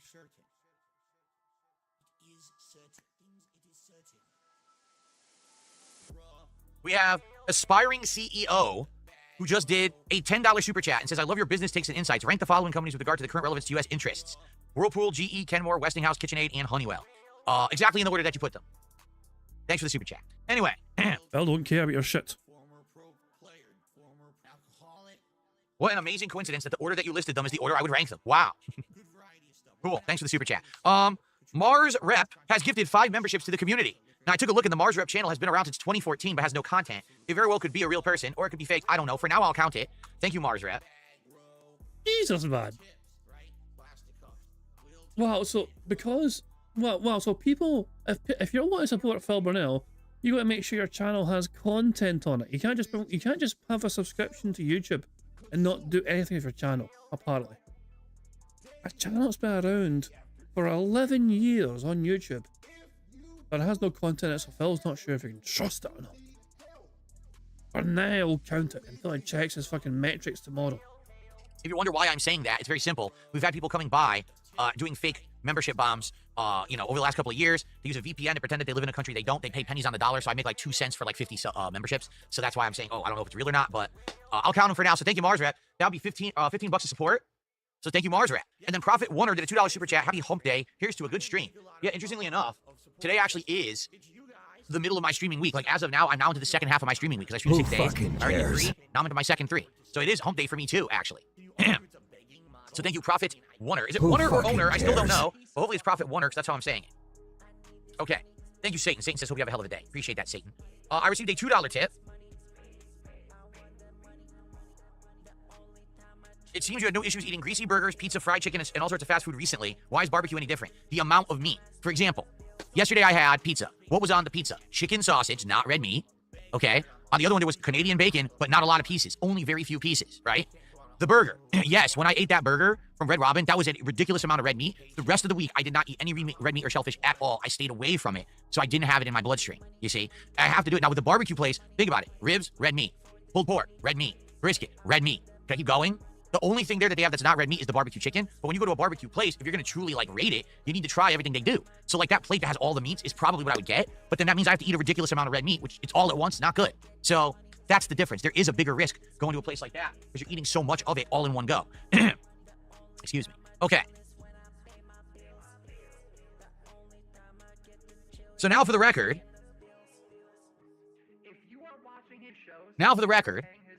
Okay.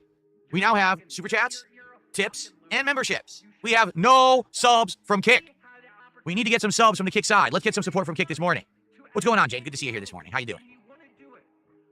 Squeak, squeak, free space. All right, continuing on, Aspiring CEO did a $5 super chat and says, doesn't Sikorsky use GE engines and Honeywell avionics? I guess washing machines are more vital. I don't know. I don't know. I don't own Sikorsky. I don't own Sikorsky aircraft. I don't know what they're currently using. You're asking the wrong person. You used to fucking work there. Do you not fucking pay attention to what fucking was on the machines or whatever? What the fuck? If you work somewhere, you might think you fucking know a little bit about what the fucking equipment is like. I'm a gameplay streamer. I'm not sure if you're aware of that. I'm into gaming. That's my forte. Not aeronautics, not... Debatable. What you're talking about, okay? All right. Thanks for the $5 super chat. Waste of $5. Phil doesn't give a shit. All right, well, the poll results are as follows because the polls have now been running for 5 minutes, okay? Let me see. So on the Kick side, we had a whopping 26 people who voted. Wow, really active over there. And 54% voted for the barbecue from the local joint. 35% voted for Taki's menu at Wendy's. And only a wimpy 12% voted for the Fantastic Four pizza. Okay? On the YouTube side, we had 153 votes, so definitely more engagement there. We had 50% voting for the barbecue joint. 30% voting for the Taki's menu at Wendy's. And 20% for the Fantastic Four pizza. It's very apparent no one cares about the Fantastic Four pizza. I agree with you. I'm dead on in agreement there. I think it's pretty dumb that they're actually acting like this is some kind of a special tie-in pizza when it's just a freaking regular pizza with toppings in 4 quadrants that you can get right now anyway. Again, if you're going to do a collab, you should do something special for the collab, whether it's, over-the-top packaging or new ingredients or something, and they're not doing that. I think it's lame. So, I agree with you there. Now, in regards to the other two, the way I see it is you have to strike when the iron is hot. You understand what that means? If you don't, allow me to explain. It's all about timing, all right? Allow me to give you a reference. Back in the fall, when we were first bringing back DSP Tries It, right? It was actually the revival of the series. The first thing we were going to do was the Krusty Krab Burger collab, the SpongeBob collab at Wendy's. And do you remember what happened? Well, I was going to do it, but we didn't do it right away. We held off. Then we decided to do that, and when we went to do it, you couldn't order it for delivery anymore. They'd taken it off all of the online delivery menus, and I couldn't get the Krusty Krab Burger. Then people cried. They cried, and they were so upset. They cried, scam, scam. He scammed us out of the Krusty Krab Burger. Multiple other content creators decided to do a Krusty Krab taste test because I didn't do it. I'm serious. They drove to their local Wendy's, got the food, brought it home, turned on their cameras, and ate this shitty-ass burger that was just a standard Wendy's hamburger, acting like it was something special just because I didn't do it, as if to say, ha, see, Phil won't do it, but I can. It's really bizarre how these mentally ill people act. They're all so jealous of me, and they wish they could be me, and if I don't do something, they have to do it to try to one-up me, right? Very, very bizarre behaviors. Anyway. Remember, What I'm doesn't care making what to do. is that you have to do these things when they're pertinent. Right now, in 2 days, the Takis menu is coming out for Wendy's. People will be talking about it. It will be relevant. People will want to know, is it good? Should I try it? So I think this DSP Tries It coming up will be the Takis menu at Wendy's. Even though most people would rather see you fucking do barbecue, and you fucking had a poll running, and everyone voted for barbecue. So even though you had a poll going, asking your audience what they would have wanted to fucking see, you're going to ignore the majority of the fucking results because you think people... I don't know. What was the fucking point of the poll then, Phil? Now, I may get other things as well. Maybe I'll get a few other items here or there, because sometimes usually when I do these, I'll do like other things along with just the meal that I'm reviewing. We'll see. But I think also we haven't done Wendy's in a very long time. If you think about it, when was the last time we actually did a DSP Tries It for Wendy's? Who fucking cares? The mushroom cheeseburger. It was in November. November was the last time that we did Wendy's. So it's been over 6 months since we've tried anything from Wendy's. I think it would be more pertinent to do that now, get it out of the way, and then after that, sorry, just update to one of my apps. I'm just updating it. After that, if we so choose to say, hey, let's do that barbecue place, we'll do it. I think we should just completely eliminate the shitty Fantastic Four pizza. That just looks stupid, right? Jay Kuma says, well, you better get some Pepto-Bismol for the Takis meal. Really? All right, well, there you go. All right, so DSP Tries It. For the 30 goals hit will be the Wendy's Takis meal. We can do it as soon as Friday because it comes out on Friday. But I can't get it before then because they're not going to sell it before then. Wait. Today is fucking Wednesday. He is asking to try and hit fucking 10 goals in the span of what? 5 streams. Like, he wants 2 goals. So sorry, 5 streams. Today, tonight, tomorrow day stream, tomorrow night stream, and then the Friday day stream. 5 streams. He wants $300+ per stream. $600 per day. So he can stuff his face on Friday. Oh god, you know what? I hope Phil gets it. Hopefully Phil gets it. That'd be great. So, if we hit 10 goals in 3 days, we'll do it Friday. Let's do it. Let's hit 2 goals a stream for the next 5 streams, and let's do DSP Tries It the Takis meal on Friday. That sounds like a plan. That sounds like it's achievable. That sounds like it's what we're reaching for. 2 goals now. Yes. Yes. The thing is, though, he's going to fucking pretend it's not feasible, even though he literally just hit 2 goals to stuff his face the previous day. He knows it is actually potentially possible. If he fucking drums up his dent heads enough, you know what I mean? He knows he could do that and get it. He's about to fucking, I guarantee he's gonna fucking say something like, I'm not expecting it to happen, but he knows it's very fucking possible. Let's do it. Back of my head says, I'm not contributing for Wendy's. Fuck that shit. Back of my head, you never contributed to begin with. You're a leech and a loser.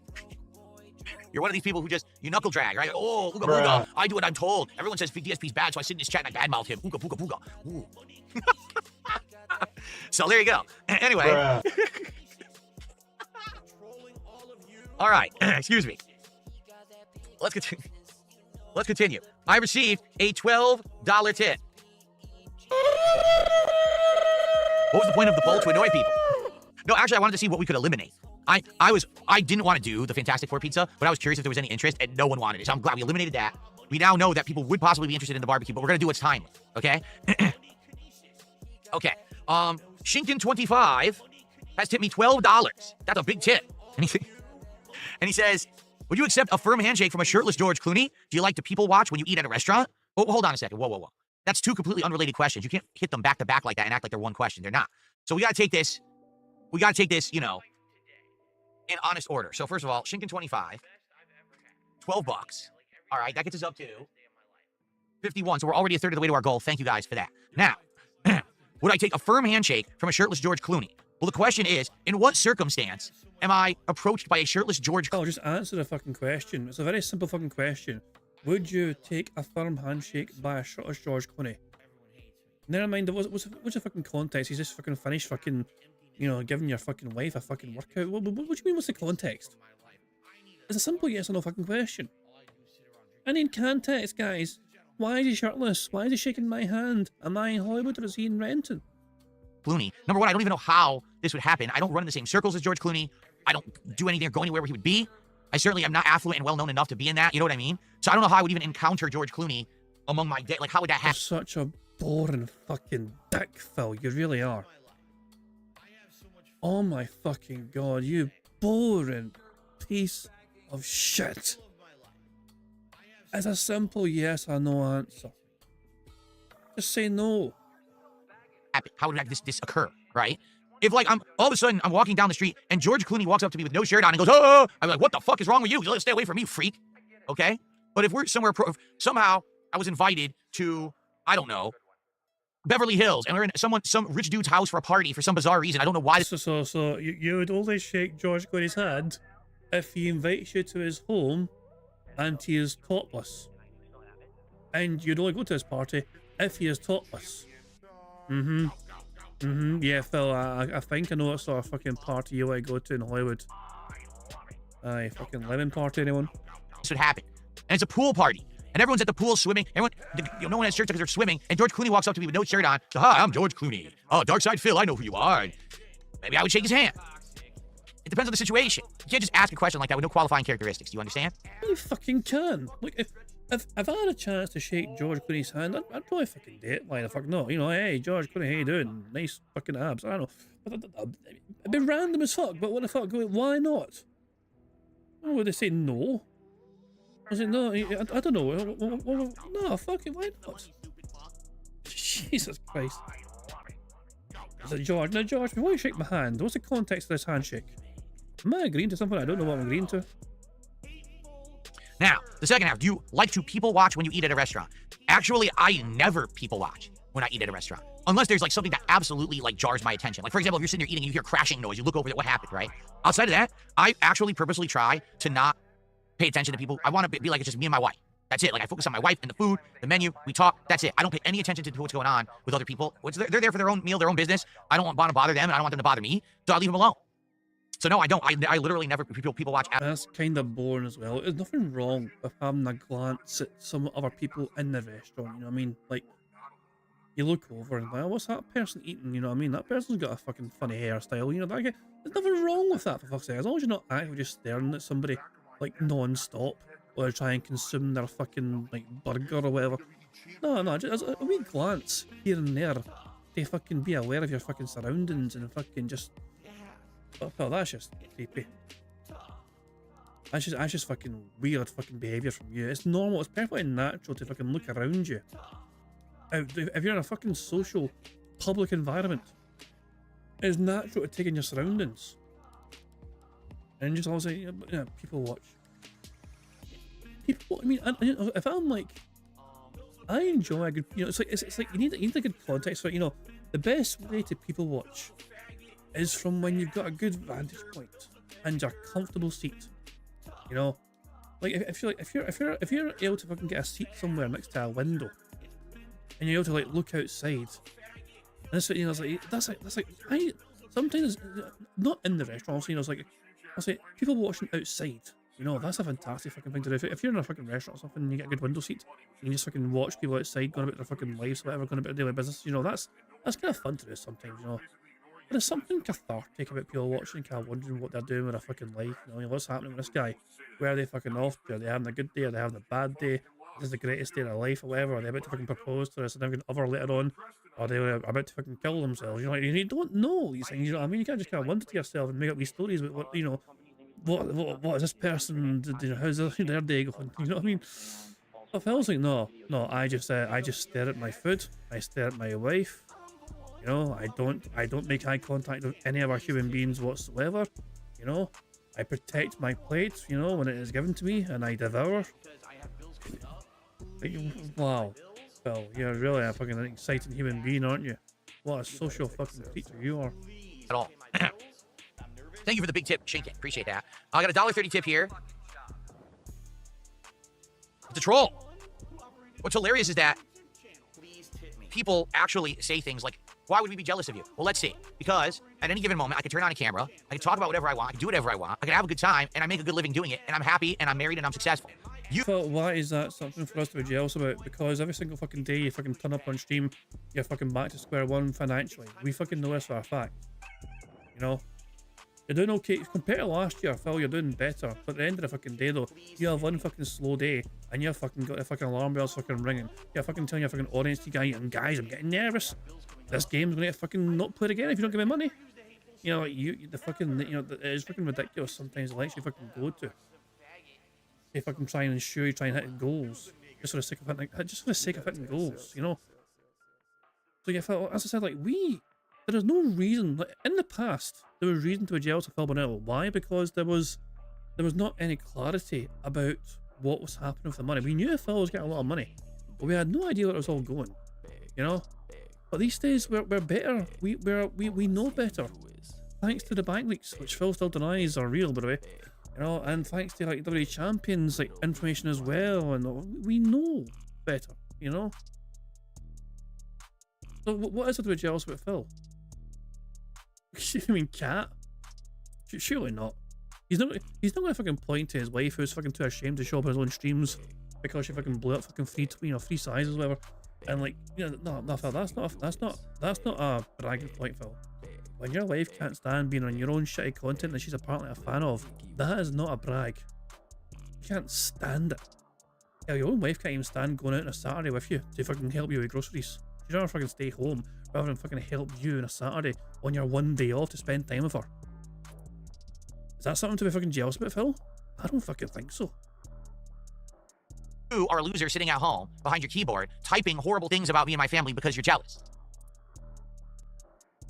Sorry if you can't deal with that, but it's still true. It doesn't matter how much you deny it, it's still true. Well, that is your opinion, it's not truth. Like, Phil, the Detractors have their opinions about fucking how stupid your fucking life is and how fucked up your life is, and you have your own opinions about how Detractors' lives are. For most of what Detractors say, it's usually just factual observations. Phil's wife can't fit in widescreen camera. She used to be able to, but then she married Phil and fucking got depressed or something. You know, or something else to fucking explain that fucking ballooning size of fucking, you know, mass. And then what else is there to fucking jealous about? Phil gets money, and he wastes money. We would be jealous of Phil if he was getting all this fucking money, and like, you know, can you imagine if Phil actually fucking spent money like a normal human being?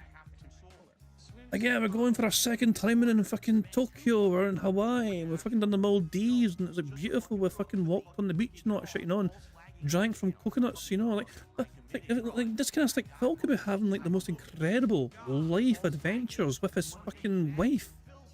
You know what I mean? Like, oh, we got all this fucking money, and like we're gonna go here for a holiday, we're gonna go there for a holiday, and vacation here, not shit. We're going to the top of the Eiffel Tower and all that shit and eat a croissant, and then we're going to go to fucking Italy and eat some pizza. And you know, Phil could easily and should be able to do these sort of things with his wife and experience these sort of things with the money he gets from his audience. That would be worth feeling envious about, because Phil would actually have. Phil has. This is an incredible thing. Phil has this money to do these things, but he chooses not to spend it on that. He chooses to fucking spend it on WWE Champions instead. He chooses instead to fucking spend it on fucking DoorDash. He chooses instead to fucking spend it on fucking Total White. You know, it's just, that's the fucking crazy thing. Phil has the fucking money and he should be fucking, you know, he should be making us jealous with the money he's getting. But we know where it fucking goes. And I still know honeymoon for cat, Phil. You know? I know, I don't feel, I can't see that. I wouldn't wish Phil's life on anyone. I'm certainly not fucking jealous of it. I wouldn't even want my worst enemy to have that sort of fucking lifestyle that Phil lives. People are mad that Darkside Phil is successful. They are angry, they're upset. Why would you be upset unless you were jealous? There's literally no other reason. Whether you hate me and like, well, I wish he wasn't successful because I think I should be successful. Well, then go do it for you. Go be successful. Get off my back. You know, but you won't because you're a loser. You just... But how do you define success? Is success just money? Or is success life experiences? Like, what is the fucking measurement of success in an individual? It's bizarre. You know, it's kind of fucking bizarre. It's just typical of me. I think... Yeah, I'm going to make a Red Dwarf reference, okay? There was an episode in Red Dwarf, okay? When, like, all 4 of them were judged by themselves whether they lived a fucking full and meaningful life or not. And these are 4 individuals who are trapped and marooned in space millions of years in the future, you know what I mean? So, like, it's like, how do you live a full, meaningful life when you're, like, fucking marooned in space millions of years in the future or whatever, you know what I mean? But this is the thing, it's like, they had to, like, prove to themselves whether they lived a full, meaningful life. And, like, how do you judge that, you know what I mean? But that's what I'm saying. One of them was like a very vain individual, the cat, you know what I mean? And he's like, I've given so much joy to the world by having such a beautiful ass, you know what I mean? And that was his one defense, you know what I mean? His one defense was, I'm fucking gorgeous, look at my ass, you know what I mean? And that was his only defense. But to them, that merited having a full and meaningful life because that was how they measured what life was meaningful. Like, that was the barometer of living a full and meaningful life. Because they were that fucking vain, and in their fucking head, they had, you know, fulfilled their life being a meaningful fucking thing. You know what I'm saying? That's what I'm saying. So I'm curious what Phil defines as a successful, meaningful like life. You know, like what is his measurement of success? What is his measurement of like achieving? Like there's all sorts of fucking people. You know, I don't know. It's crazy to me. You know what I mean? Like, I'm pretty sure Phil's idea of success is rooted in money, and solely in fucking money. Like, Phil made this much that day, and that much that day, and that much that day. That is Phil's idea of success. Money does not buy you happiness, though. If money solved all the world's fucking problems, rich people wouldn't die. You know, money does not guarantee fucking happiness. As a success, Phil, you're trapped doing this every day. You should be making us fucking jealous with the money you fucking make. But you actively choose not to. By blowing it in the usual fucking suspects. No. There's nothing to be jealous of there. If there's anything to be jealous of, obviously, people can rightfully fucking feel a bit jealous and envious because Phil makes a certain amount of money. But remember, he does not fucking enrich his life in any way with the money that he is given. It goes down a fucking black hole. So never feel envious of Phil Burnell. Because you know where the fucking money goes. We all fucking know where it goes. Even his dumbass dent heads know where the fucking money goes. And it's not improving his life or Cat's fucking life. It's just fucking repeat the same shit over and over again the following fucking day. Sit there hating on other people who are more successful than you rather than going and doing something for yourself. You're a hater. That's the definition of a hater, okay? I used to be one, but I grew up. I grew out of it. I don't do that shit anymore. Everyone out there, you know, more power to them. If they're going to be successful or whatever, go for it. You know, just don't bother me. That's the attitude I have, all right? So... there you go. But you are jealous of me. If you act like this on the internet all day and you wish the downfall of someone, you're a hater and you're a jealous person. There's no other reason why you would wish someone's downfall besides you're upset that they're successful and you are not. Period. Okay. Chusa Lee has done a gifted sub. So we have our first gifted sub from Kick today. Wow. Wow, it only took YouTube viewers to get to a third of the goal early on the podcast for someone on Kick to actually respond and do something. Thank you, Chusa Lee, for the gifted sub. I appreciate that.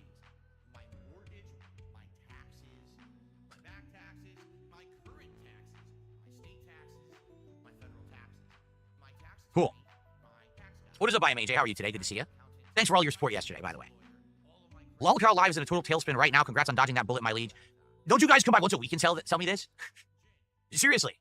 Do you not come by like every like twice a month? Did you hear that this happened on Lolcar Live? You really dodged the bullet. They're falling apart. You really dodged the bullet. Yet they're still doing their thing. Are they not? Are they still getting views and making money? So I fail to see what you guys are talking about. I really do.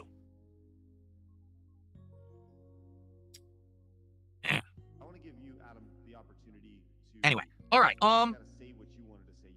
No, I told Fed Roger, I keep repeating this. You don't listen. He goes, Wings is free now. You want to do something with it? Wings of Redemption will not collab with anyone. Wings of Redemption won't even respond to a DM. Wings of Redemption is an encapsulated, enclosed man in his own bubble, and he doesn't want to be free of that bubble. He is like, he's locked himself down in a bunker, and even though he broadcasts every day. Look who's fucking talking, bitch. Look who's talking. Okay? He's just not an accessible, reachable person. He doesn't care. and I don't know what's wrong there. I don't know what's actually going on in his life or whatever, but I've tried to reach out to him multiple times just to say hi, see how he's doing, say, hey, if you ever want to do something together, it could be anything, it could be gameplay, it could be an interview, you know, I think it would work for both of us. I think we'd benefit from it. It would do good for all of us. He just ignores me. So that's all I have to say about that. He doesn't respond. He obviously isn't interested. He can live in his own bubble for as long as he wants. That's his prerogative, right? It's at this point, though, I want to make this public. It's not me who's actively choosing this. It's him now. Like, I will admit, I used to be the kind of guy that people would reach out to me and say, will you do this? Will you do that? And I was like, no, I refuse. I just leave me alone. I'm not like that anymore. Like, if I see a positive opportunity or whatever, I'll take it. As you've seen, I'll do an interview. I'll play games. I'll do some gameplay with Street Fighter and stuff. I'll do the stuff. You know, I will. If I think it's positive, it's going to, be something good, I'll do it. He will not at all even respond. So that's on him, not on me. I guess he just thinks that you're not fucking positive enough to fucking do something about if you know. I don't know. Nothing I can do about that. I don't care what he says, by the way, because sometimes you guys come by and you say, oh, he said this on his stream. It doesn't matter what he says on his stream. His actions speak louder than his words. His actions are, he doesn't want to do anything. He ignores me. So I don't care. Okay. So, okay, what we're going to do now, are you ready? We are going to now respond and react to the Donkey Kong Bonanza Direct that came out this morning. All right? Oh, boy. Get it set up here. So this was a 17-minute, 42-second presentation by Nintendo this morning to fully explain Donkey Kong Bonanza. If you remember, excuse me, they basically did this exact same thing for Mario Kart World a couple months ago. So this is the version for Donkey Kong now. Do I have questions about Donkey Kong? I surely do. I'm curious about Donkey Kong Bonanza, what it's going to be, if it's going to be any good. So let's find out. Let's watch together, shall we? All right. Now, if the volume's off, I apologize. Let me know and I will adjust. Here we go. I love my life. When the world felt so cruel and bleak. Did it already, we're a Disney movie all of a sudden? What just happened? Phil, for God's sake. Just let the fucking... It's 17 minutes long. You can't... Just let it play. Consume it. Enjoy it. Then react to it. But, oh, for God's sake. Edvin, this is a Nintendo game opening like this? Okay. When the whole looks so dark and deep. Look, guys, it's Donkey Kong. That's Donkey Kong right there. Did you see that, guys? Heart is cracked, cold as stone. I'm scared, alone. Then your beat show the way to you.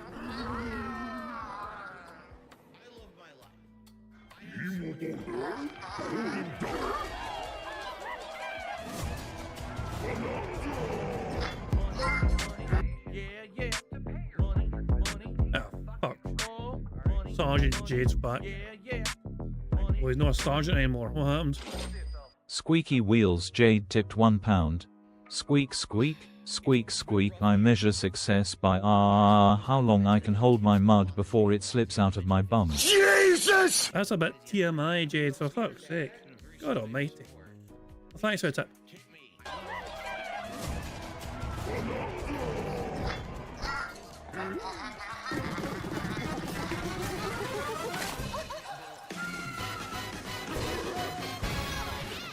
Golden Bananas, the discovery of the century, made right here on Ingot Island. This is excellent news for #1 banana fan, Donkey Kong. However, just as he's about to enjoy the notable bananas, a sudden tempest sends him deep down underground. As his adventure begins, DK teams up with Odd Rock, but it's no rock at all. It's actually a talented young singer named Pauline. Now, Donkey Kong just wants bananas. And Why are they spoiling the whole game? Like, that was one of the big mysteries about Bonanza, is that they saw that rock in the promotional materials, but then it leaked. There was a leaked piece of picture that had her in it, and everyone was like, if Pauline's in it, then what's the rock? And it was just very confusing, and people were like, what could it be? They're actually spoiling the whole plot right now. I guess in their eyes, it's not a fucking spoiler, you fucking dumbass. Like, why are they doing that? I don't know, it's weird that they're spoiling. Pauline wants to find a way back home to surface. It's said that one's wish will be granted by reaching the planet core. So the unlikely duo set off on a strange subterranean adventure. I mean, how many times is Phil going to call Pauline a stupid bitch of a kid during this playthrough? I wonder. The story takes place in the underground world, where the scenery changes the deeper you go. Some layers are so spectacular that it's hard to believe you're underground. DK can run, jump, and climb through each environment using his incredible physical prowess. So it's Super Mario Odyssey, but it's with Donkey Kong. It's literally there. This is the new Super Mario Odyssey. So maybe we're not getting another Mario Odyssey. Maybe this is what they did instead. Okay. You can freely move in any direction, but that's not all. Almost anything in your path, you can smash, crash, That's cool. and bash. I like the destructibility of the environment a lot. That's I mean, that is kind of a cool thing, but is that for everywhere? Is it only for like certain sections? You know what I mean? I mean, that sounds cool if you can do it like everywhere. If like the whole level is practically like that, that's kind of interesting. And you can maybe fucking do some cool things with that sort of mechanics. But I feel like it's actually kind of limited as to like where you can do that shit. really neat. You can even do this to a massive rock formation. You know, if you want. As you barrel And that's quite fucking extensive, you know, if you can, like, if it's actually that fucking free to do, then fucking fair enough. through obstacles in your path, you'll also collect golden bananas known as Banadium Gems. The banana. Let's take a I smell another banana song brewing with Donkey Kong Bonanza. I'm just saying. I get the feeling there's gonna be some memes coming out of this one. look at some of the things this Kong can do. Punch, smash enemies, walls, the ground, and most things you can get your hands on with incredible force. Destruction can lead to discoveries, so set off a chain reaction. and see what Damn. happens. That's cool. Dive punch. Unleash a powerful punch directly downward. How deep you punch into the ground depends on the strength of the terrain. Roll forward. Roll at high speed and send lighter objects soaring. Combine this with punches and jumps to really mix things up. Hand slap. Roll forward. It's just like Sonic. For real, for real. Make some noise to collect scattered items. Or detect hidden objects using Oh, sonar. It's a You can even sonar use your ability. feet when your hands are occupied. Well, look at that. Tear off. Grab a chunk of terrain and tear it off. Or tear Go up away. turns to find items. And even tear chunks off your foes. Nice. That's cool too. Swing. Grab a chunk and swing it to attack. Harder chunks can be used to break stone with ease. Or smash spiky thorns. Chunk jump. Use a chunk to double jump. This will help you reach new heights. Throw. Throw a chunk. Or aim at a target like this. Oh my god. Throwing a boom rock or gold can have explosive effects. All right. If you throw chunks made of So I have 3 comments thus far. Comment number 1, this looks amazing, does it not? Like the unprecedented level of control and the things you're going to be able to do. Like every stage, you could take like hours on every stage just digging everything up to see if there's hidden items and stuff in it, right? So hopefully there will be hidden stuff, or else it'll be pretty boring if you're tearing up everything in the terrain, there's nothing in it. But this could be like a crazy amount of content. That's number 1. Number 2, I don't know if you're noticing the frame drops, but there's frame drops. They're running it at 4K, and as Donkey Kong's doing certain things, the frames are dropping. I bet that's actually in the game. That's not just YouTube. How much you want to bet the game is having some performance issues? And number 3, and this is the most prominent of the 3 comments I've got, okay? Why the hell was this not the launch title for Switch 2? Why is this... Maybe it fucking wasn't ready yet, you fucking dick. You want immediate gratification? Maybe it just fucking wasn't ready for fucking public release yet. coming out a month and a half after the Switch 2 launch, but Mario Kart World was the launch title with 3 hours of content? This would have been an amazing launch title, no? What were they thinking there? I mean, if they... Why not... Let's say, for example, it really wasn't going to be ready till July. Then release the Switch 2 in July! Why? Why hold back the latest? Because you had the game ready to go, you had Mario Kart ready to go. Which is still a supremely popular title, by the way. Doesn't make any sense. This should have absolutely been... This is the killer app. This is the system seller. This is the reason to own the Switch 2, not Mario Kart. What a miscalculation by Nintendo on that one. Wow. Okay. softer material. You can stick them to a surface and pile them up. Look at this. Are you kidding me? Serve. This lets you ride on chunks. There is no way that you get all this at the beginning. You probably unlock these abilities over the course of the game. Because if you have all this at the beginning, every stage is going to take 17 hours to navigate because you got to do all this shit and figure it out. It's nuts. Speed up and aim for smaller enemies to knock them away. Make music. The power of Pauline's singing will help show you the way. It can also remove these strange seals that someone left behind. You never know what you'll discover in the underground world. Oh, it's got the classic music. So carve your own path with DK's abilities. Awesome. Oh yeah. Look at that, he's flying. The many layers of the underground world are host to a variety of inhabitants.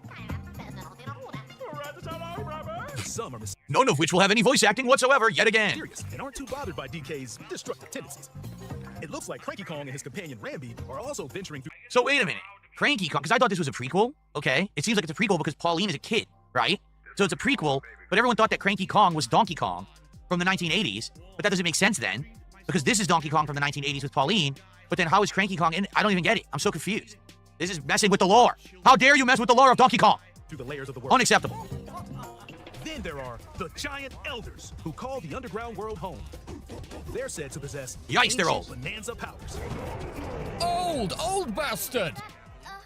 By learning their bonanza powers, Pauline's singing can do something special. She can make Donkey Kong transform. Whoa! With incredible destructive power. What the holy hell is this? Is no problem. Plow through the world and smash as much as possible. Super with the Saiyajin Donkey Kong! bonanza. Plus, DK can transform into a zebra. What He's the as hell? sweet as he is striped. He's a zebra now. What is going on? Or crumbling pathways. Oh my lord. That's the swift Zebra Bonanza. This game is insane. Oh yeah, he can also turn into an ostrich. A flying ostrich. Spread your wings and soar through the sky. You can use updrafts to gain more air. What is going on, From man? great heights to send enemies scattering. That's right, it's Ostrich Bonanza. Bonanza transformations don't last forever though. You can transform again by collecting gold to build up your Bonanergy. First of all, I saw a frame drop right there. Did you see the big frame drop? Secondly, Awojo in chat says ostriches don't fly. Man, Awojo, you just destroyed Nintendo. Ostriches don't fly? What are you talking about? How dare you? Okay.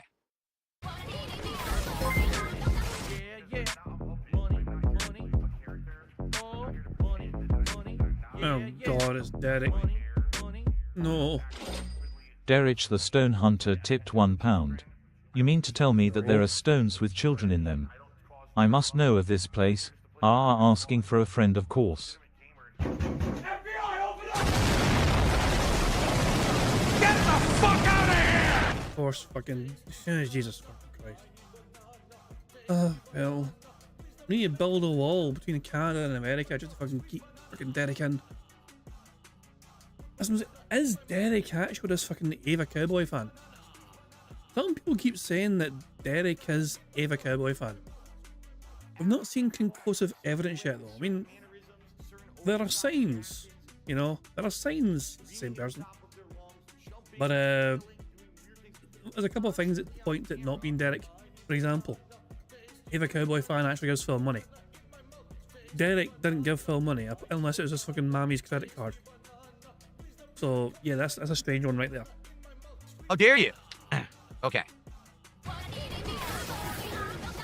You're not limited to when or where you transform, and you can swap between transformations. So get creative and use them as you adventure to the planet core. Standing in our hero's way is the Void Company, the mightiest mighty what? operation both above What in the ground hell and is that? Kong works to create Grumpy gigantic Kong. soldiers.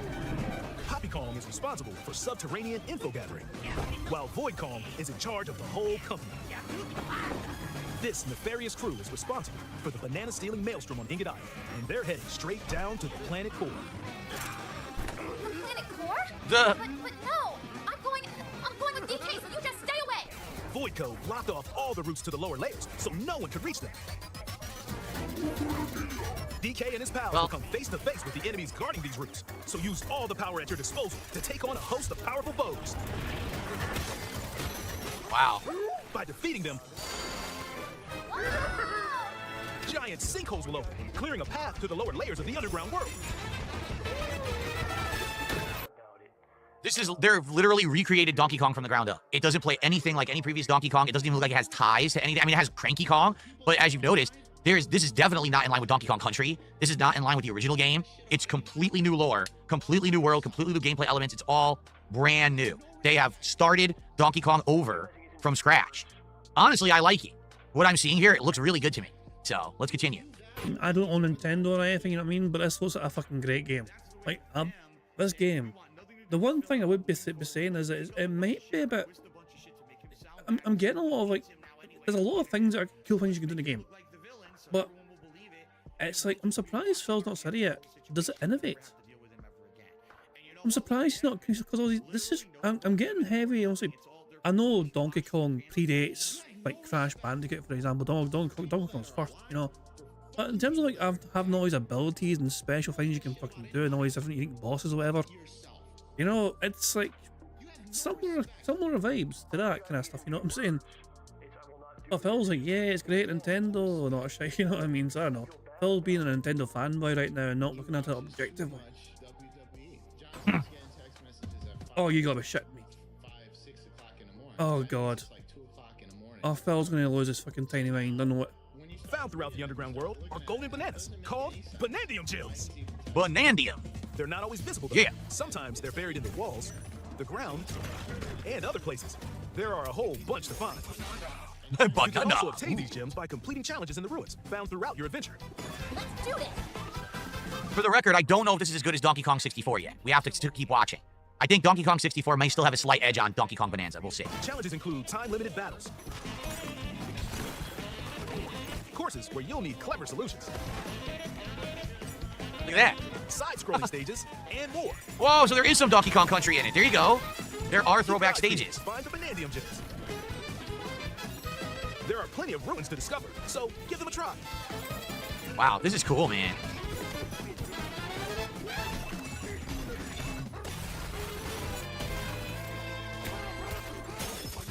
Banana. As you collect Banandium gems, you'll gain skill points. It's got an RPG leveling system with skill points too. What is happening? This is so wild. These can be used to increase stats such as your max health or the destructive power of your punches. Power up Donkey Kong to match your playstyle. For example, if you strengthen your sonar, you'll be able to detect treasure from further away. What is? I'm speechless. I can't believe they're making this.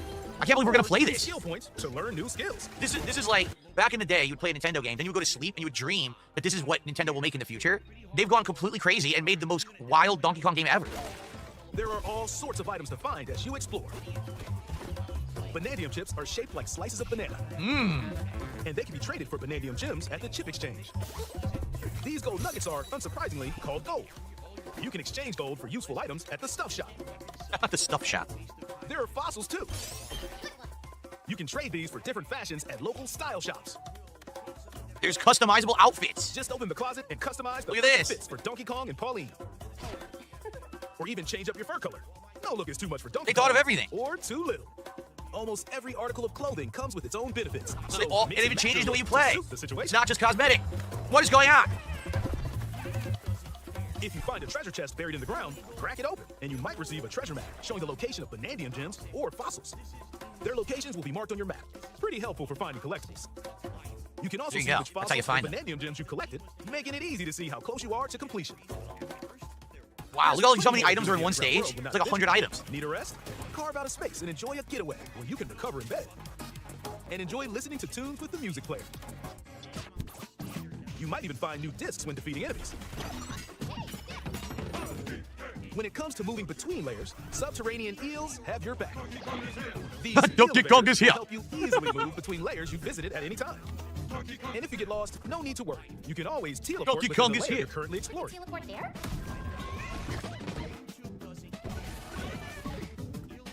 In photo mode, you can freely change the in-game camera angle and adjust other settings to snap pics. I don't care about that, but some people Get a might. photo like this. Well, that is a fucking thumbnail maker's dream. You know, you are fucking not thinking of the potential to fucking make some great thumbnails out of that. I was like, I don't care about that. Photo mode, who cares about Phil? That is, Jesus Christ, man. He has no concept. Well, on his own head, be it. Or that. Unleash your inner Shutterbug and create your own captivating scenes. By sharing a Joy-Con 2 controller or using a second set, you and a pal can control Donkey Kong and Pauline separately to buddy up in local co-op play. As What the Pauline hell? Oh, Phil has nobody to do that with. It's a shame. can unleash She can vocal blasts scream. using Joy-Con 2 mouse controller. You can also She can custom scream. nearby terrain to give your vocals even more texture. By working together, even tough enemies don't stand a chance. I was just gonna say this probably makes the game like super easy because one person can just constantly be shooting and the other person dodges is like makes it piss easy. This game also supports Game Share. Even if only one player has the game, they can quickly share it to another player so they can join on their own system. It can also be shared locally to a Nintendo Switch system. What? Plus, you can play online between Nintendo Switch 2 systems using Game Share via Game Chat. What? So that's insane. So you can have one Switch 2 in your house and you still have the Switch 1 and someone can play with you on the Switch 1. That's wild. Holy shit. If you need a little help with all the platforming action, Assist Mode is the way to play. Oh no. There we go. They thought of Phil. They had Phil in mind. It's got its DSP mode. In the right direction. Gamer journalism mode. Yeah, for you. Halves the damage you receive, and more. Assist Mode supports you in your adventure to be the best Kong you can be. Outside of the main game, there's a mode where you can carve stone using mouse controls called DK Artist. rotate to paint. Oh, Donkey Kong theme again. Or add some back on. Tuh. You can even change the lighting and add delectable banana effects. What's the point of this? Give it a try and sculpt to your heart's content. Pizza. Why This though? game also supports amiibo accessories. A new Donkey Here we go. Here we go. Kong and Pauline amiibo figure is also on the way. Of course it is. Unlocks Pauline's diva dress. For the low, low price of probably $29.99 for a piece of plastic that unlocks a digital dress. Yes, thanks Nintendo. By scanning the Donkey Kong series amiibo shown here, gold Kong tiles with explosive power will appear. What the hell? Amiibo He released attacked. up to this point. Did he just attack? He just attacked Dixie Kong. Did you see that? Look, watch this. Tiles with explosive Look, power. look at it. Look at back there. There's Diddy Kong and Dixie Kong and the Rhino from Donkey Kong Country are sitting at a thing that says Prime Eats. Will appear. Look at this. What is this? They're working at a fast food restaurant called Prime Eats, and it's all the characters from Donkey Kong Country are in it. So it's basically like an Easter egg reference. Okay. And then he smashed her. Who fucking I hate you. I hate my past. I hate Rare. Take this. Oh. Wow. Every other amiibo released up to this point is also compatible. Great. If you scan them, you'll get giant spheres like these. Well, I have one amiibo. So I could scan one amiibo. It's the Wolf Link from Twilight Princess. Came with the game. Look at us, DK. I want to sing more than anything. I have this dream. Maybe if we get to the surface, you and me, we can make it more than a dream. See? It's a prequel. And it's like a Disney movie. Listen to the music.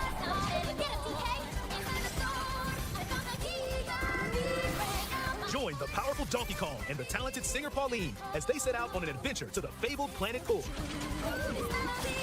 What the hell? That was Diddy Kong? That was Diddy and Dixie racing on the Rhino. How is that possible? Doesn't make any sense. They're just breaking. There's basically the lore makes no sense anymore. Oh, special power?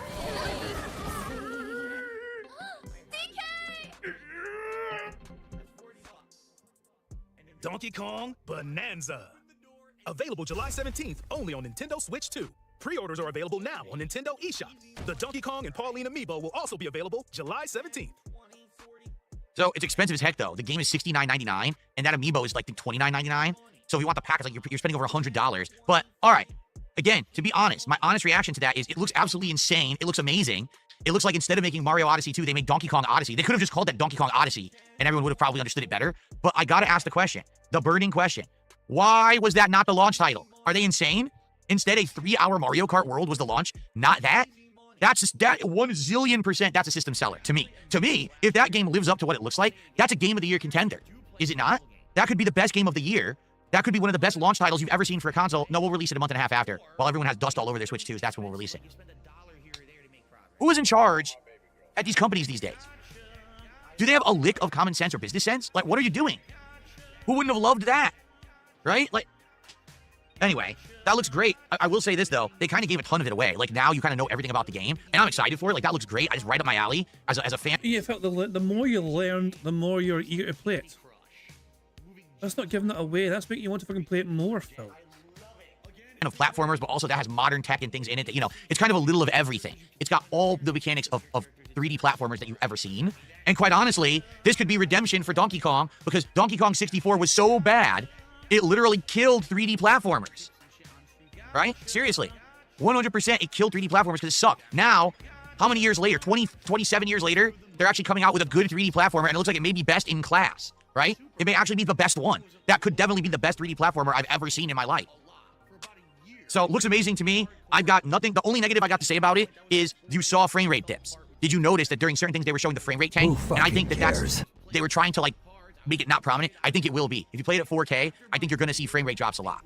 I feel. But outside of that, that's the only criticism that I can see. The game looks amazing. I'm blown away. That 1,000,000% I'll be playing. And you guys better watch and engage in support with it, goddammit, because that looks great. And I don't want. And you guys better support. When I play, you guys better give me tons of fucking money, you daft bastards. Fuck me. Phil said billion again. That's the 3rd million we've heard. We've had 3 millions in a zillion, you know. If we get 3 more millions, we get a free space. So I'm sticking by that. I'm sticking by it. 3 more millions said by Phil.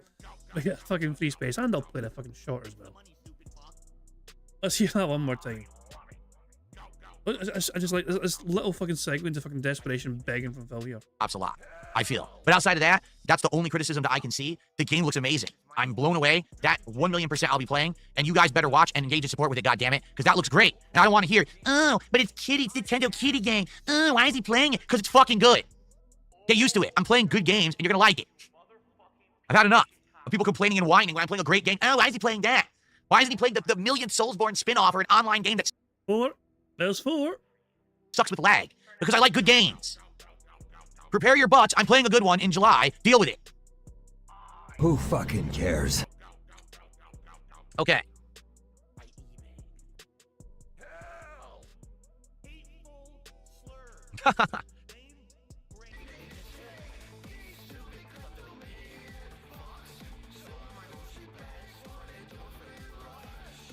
Right, I think we're back. I think we're back.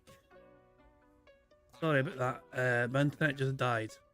I just cut it for a good while there, and that's twice tonight. Internet's playing cyberbuggers. There's no two ways to go over it. It's just my internet's been adapted. Not much I can do about it. It is what it is. Bugged internet mechanics. I don't know. Yeah, it is what it is. Nothing I can do, dude. Nothing I can do. I was just defeated. Just 2 seconds, let me just try and get this sorted again. So I think we're back, and we're good and all hunky dory, and we're all back to where we were. Yeah. So, as I said, I do apologise for that, but we're back now, and all fantastic stuff. I think we kind of left off just about here. You know, I wasn't too far away, and yeah. Before my internet dies again, let's try and just win bingo. We're free away from our full house. We're not too far away. Actually, are we free? Yeah, it's free. Wait, yeah. Free away from full house, guys. We'll have to get on with the show. I do apologise for that. Kick apparently is partially down and not working right now. Yep.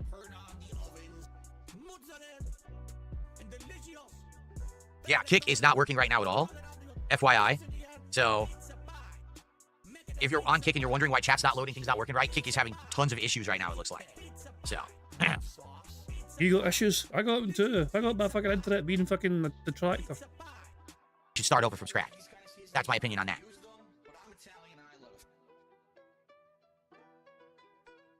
How's my day going? So far, so good. Day Kuma. What was my favorite part of the Direct? Probably when they just nonstop hit you with a zillion things that Donkey Kong can do in the game. And you're like, oh, that's cool. Wait, that's really neat. Wait, that's even cooler. Wait, did he do that too? Wait, what? There's transformations? Wait, he can fly? Wait, what? It's like, blows your mind that they basically did everything in one, right? Like everything from every cool mechanic from a 3D platformer is now in that Donkey Kong Bonanza game. It looks amazing.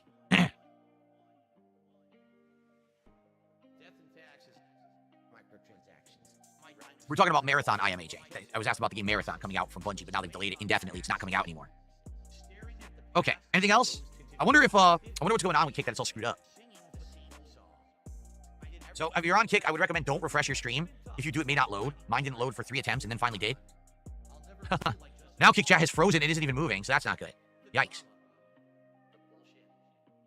Yeah, Marathon it's not coming out anymore. They've delayed it indefinitely, and it looks like it may even get canceled because the alpha feedback was so bad and everyone just destroyed the game online saying it looked awful. So, them's the breaks. Okay. All right. So, guys, I guess we'll end the podcast for today. I want to say thank you all for chilling. That was a good one. That was a nice loaded one. We now know we're going to be doing the Wendy's Takis menu for the next DSP Tries It. Donkey Kong Bonanza looks amazing. Good stuff there. All right, guys, thank you for watching the Level 1 podcast. I hope that you enjoyed today's show. We will be doing one more podcast this week tomorrow. All right, I will not be doing one on Friday. We will forego it, but tomorrow we'll do one more. What will we talk about? I honestly don't know. Let's see what happens today. Maybe we'll have topics to discuss after today's gameplay, or maybe there'll be some new gaming news. Maybe we'll just chill and we'll do a shorter one. We'll see, but man, it was worth it to do one today. Thank you, guys. 5 in a row. That's concerning. So much for watching, and I'll... Is he back here? Yeah, he's back here. Okay, this is where it returns. Okay, here we go.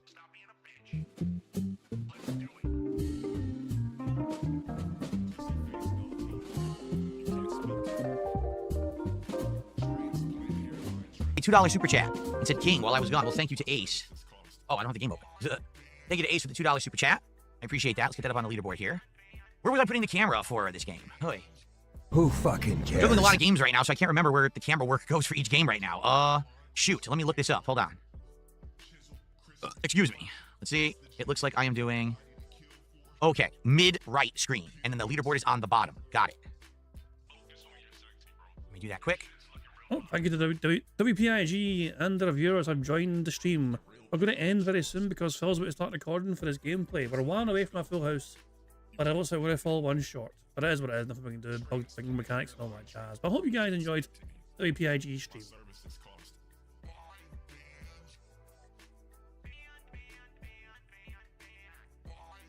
Mid-right screen, like this. Okay. Leaderboard must go to the bottom. There we go. Okay, cool. Thank you guys for the early support today. I appreciate you. Today I'm going to have the nice red RGBs on my controller, since I have a red theme today in the studio. Very nice. Okay, let's get Lies of P up here. Here we go.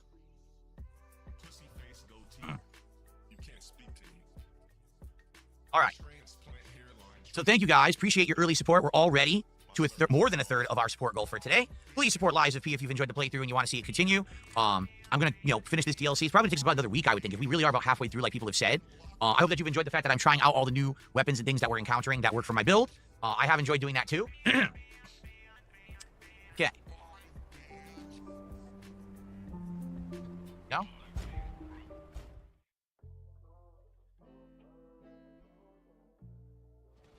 All right.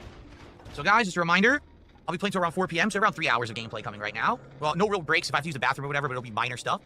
Please let me know what you think of the volume level, the visuals, etc., if I need to change anything, and I will shout out any contributions as they come in. Who fucking cares? Thanks in advance to anyone who supports the playthrough.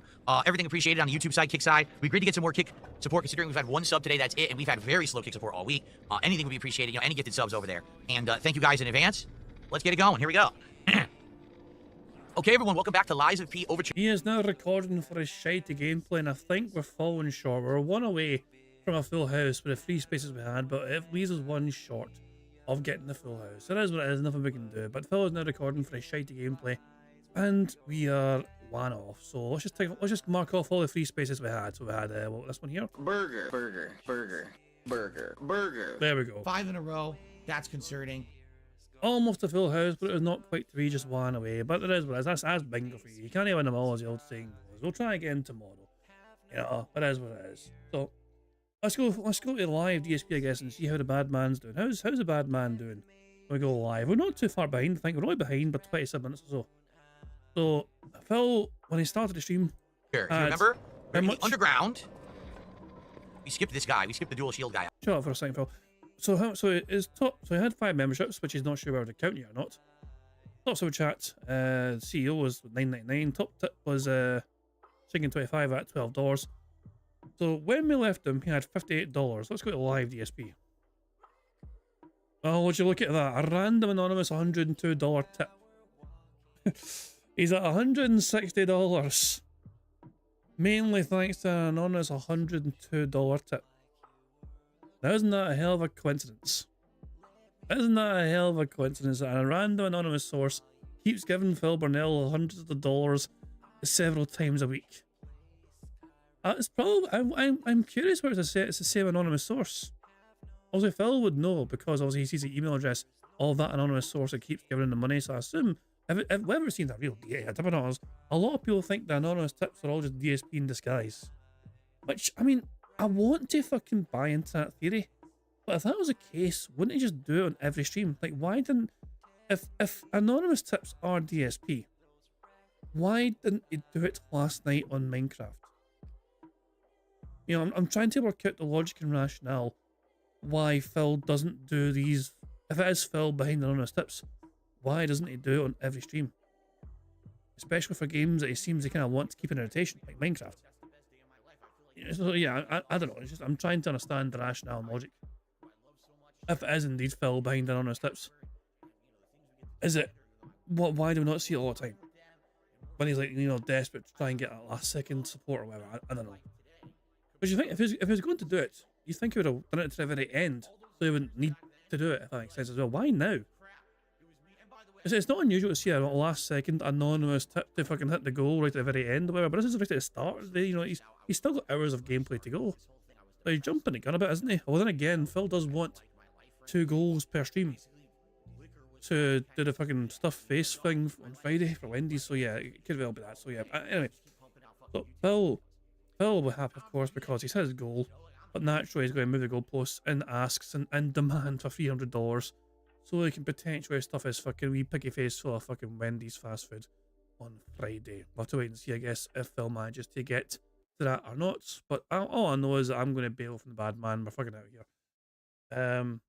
Yeah, guys, thank you very much for joining me for some DSP Bingo antics. I do apologise. The stream also went down a couple of times. The internet went dead a couple of times out of the blue. Don't know why it happened. Very strange. It's just, I was out of my hands, and I do apologise for the interrupted viewing for the Bingo live audience. So that's there's nothing. I mean, it's all on me. I mean, I couldn't do anything about it, but it's still on me. I feel bad for giving you guys like a bad stream in that regard. You know what I mean? But yeah, we'll try and get Bingo in tomorrow. Hopefully, two things tomorrow. I hope for two things. One, no internet issues, and two, a full fucking house. You know, those are two things I'm going to hope for tomorrow. So you have a fucking go. But hopefully, we can get both those things secured and locked in, and we can enjoy ourselves tomorrow for a good wholesome full house bingo experience. I'm going to end things there. I'm going to end where it always end by putting notorious PIG contributions made by supremely talented Pixar Animations. So until tomorrow, guys, I do hope you all enjoy the rest of your Wednesday, and I'll catch you all later. Goodbye. On September 14th, a pre-authorized payment of $16.51 from PayPal.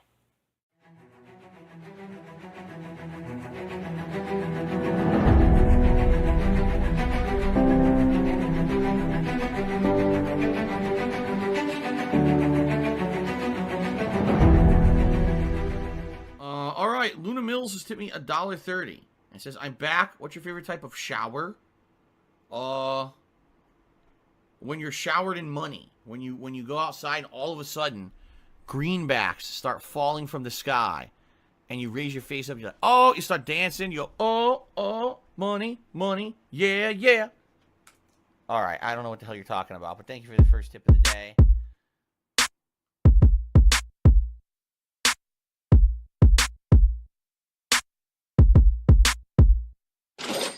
Money, money, yeah, yeah. Money, money, oh, money, money, yeah, yeah. Money, money, money, money, yeah, yeah. Money, money, oh, money, money, yeah, yeah. These contributions are mandatory. Money, money, yeah, yeah. Money, money, oh, money, money, yeah, yeah. Money, money, money, money, yeah, yeah. Money, money, oh, money, money, yeah, yeah. These contributions are mandatory.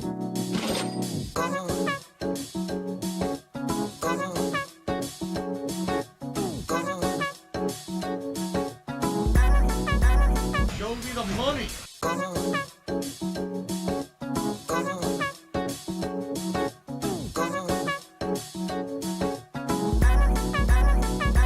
Free. Money, money, yeah, yeah. Money, money, oh, money, money, yeah, yeah. Money, money, money, money, yeah, yeah. Money, money, oh, money, money, yeah, yeah. These contributions are mandatory. And it's gone, just gone like that.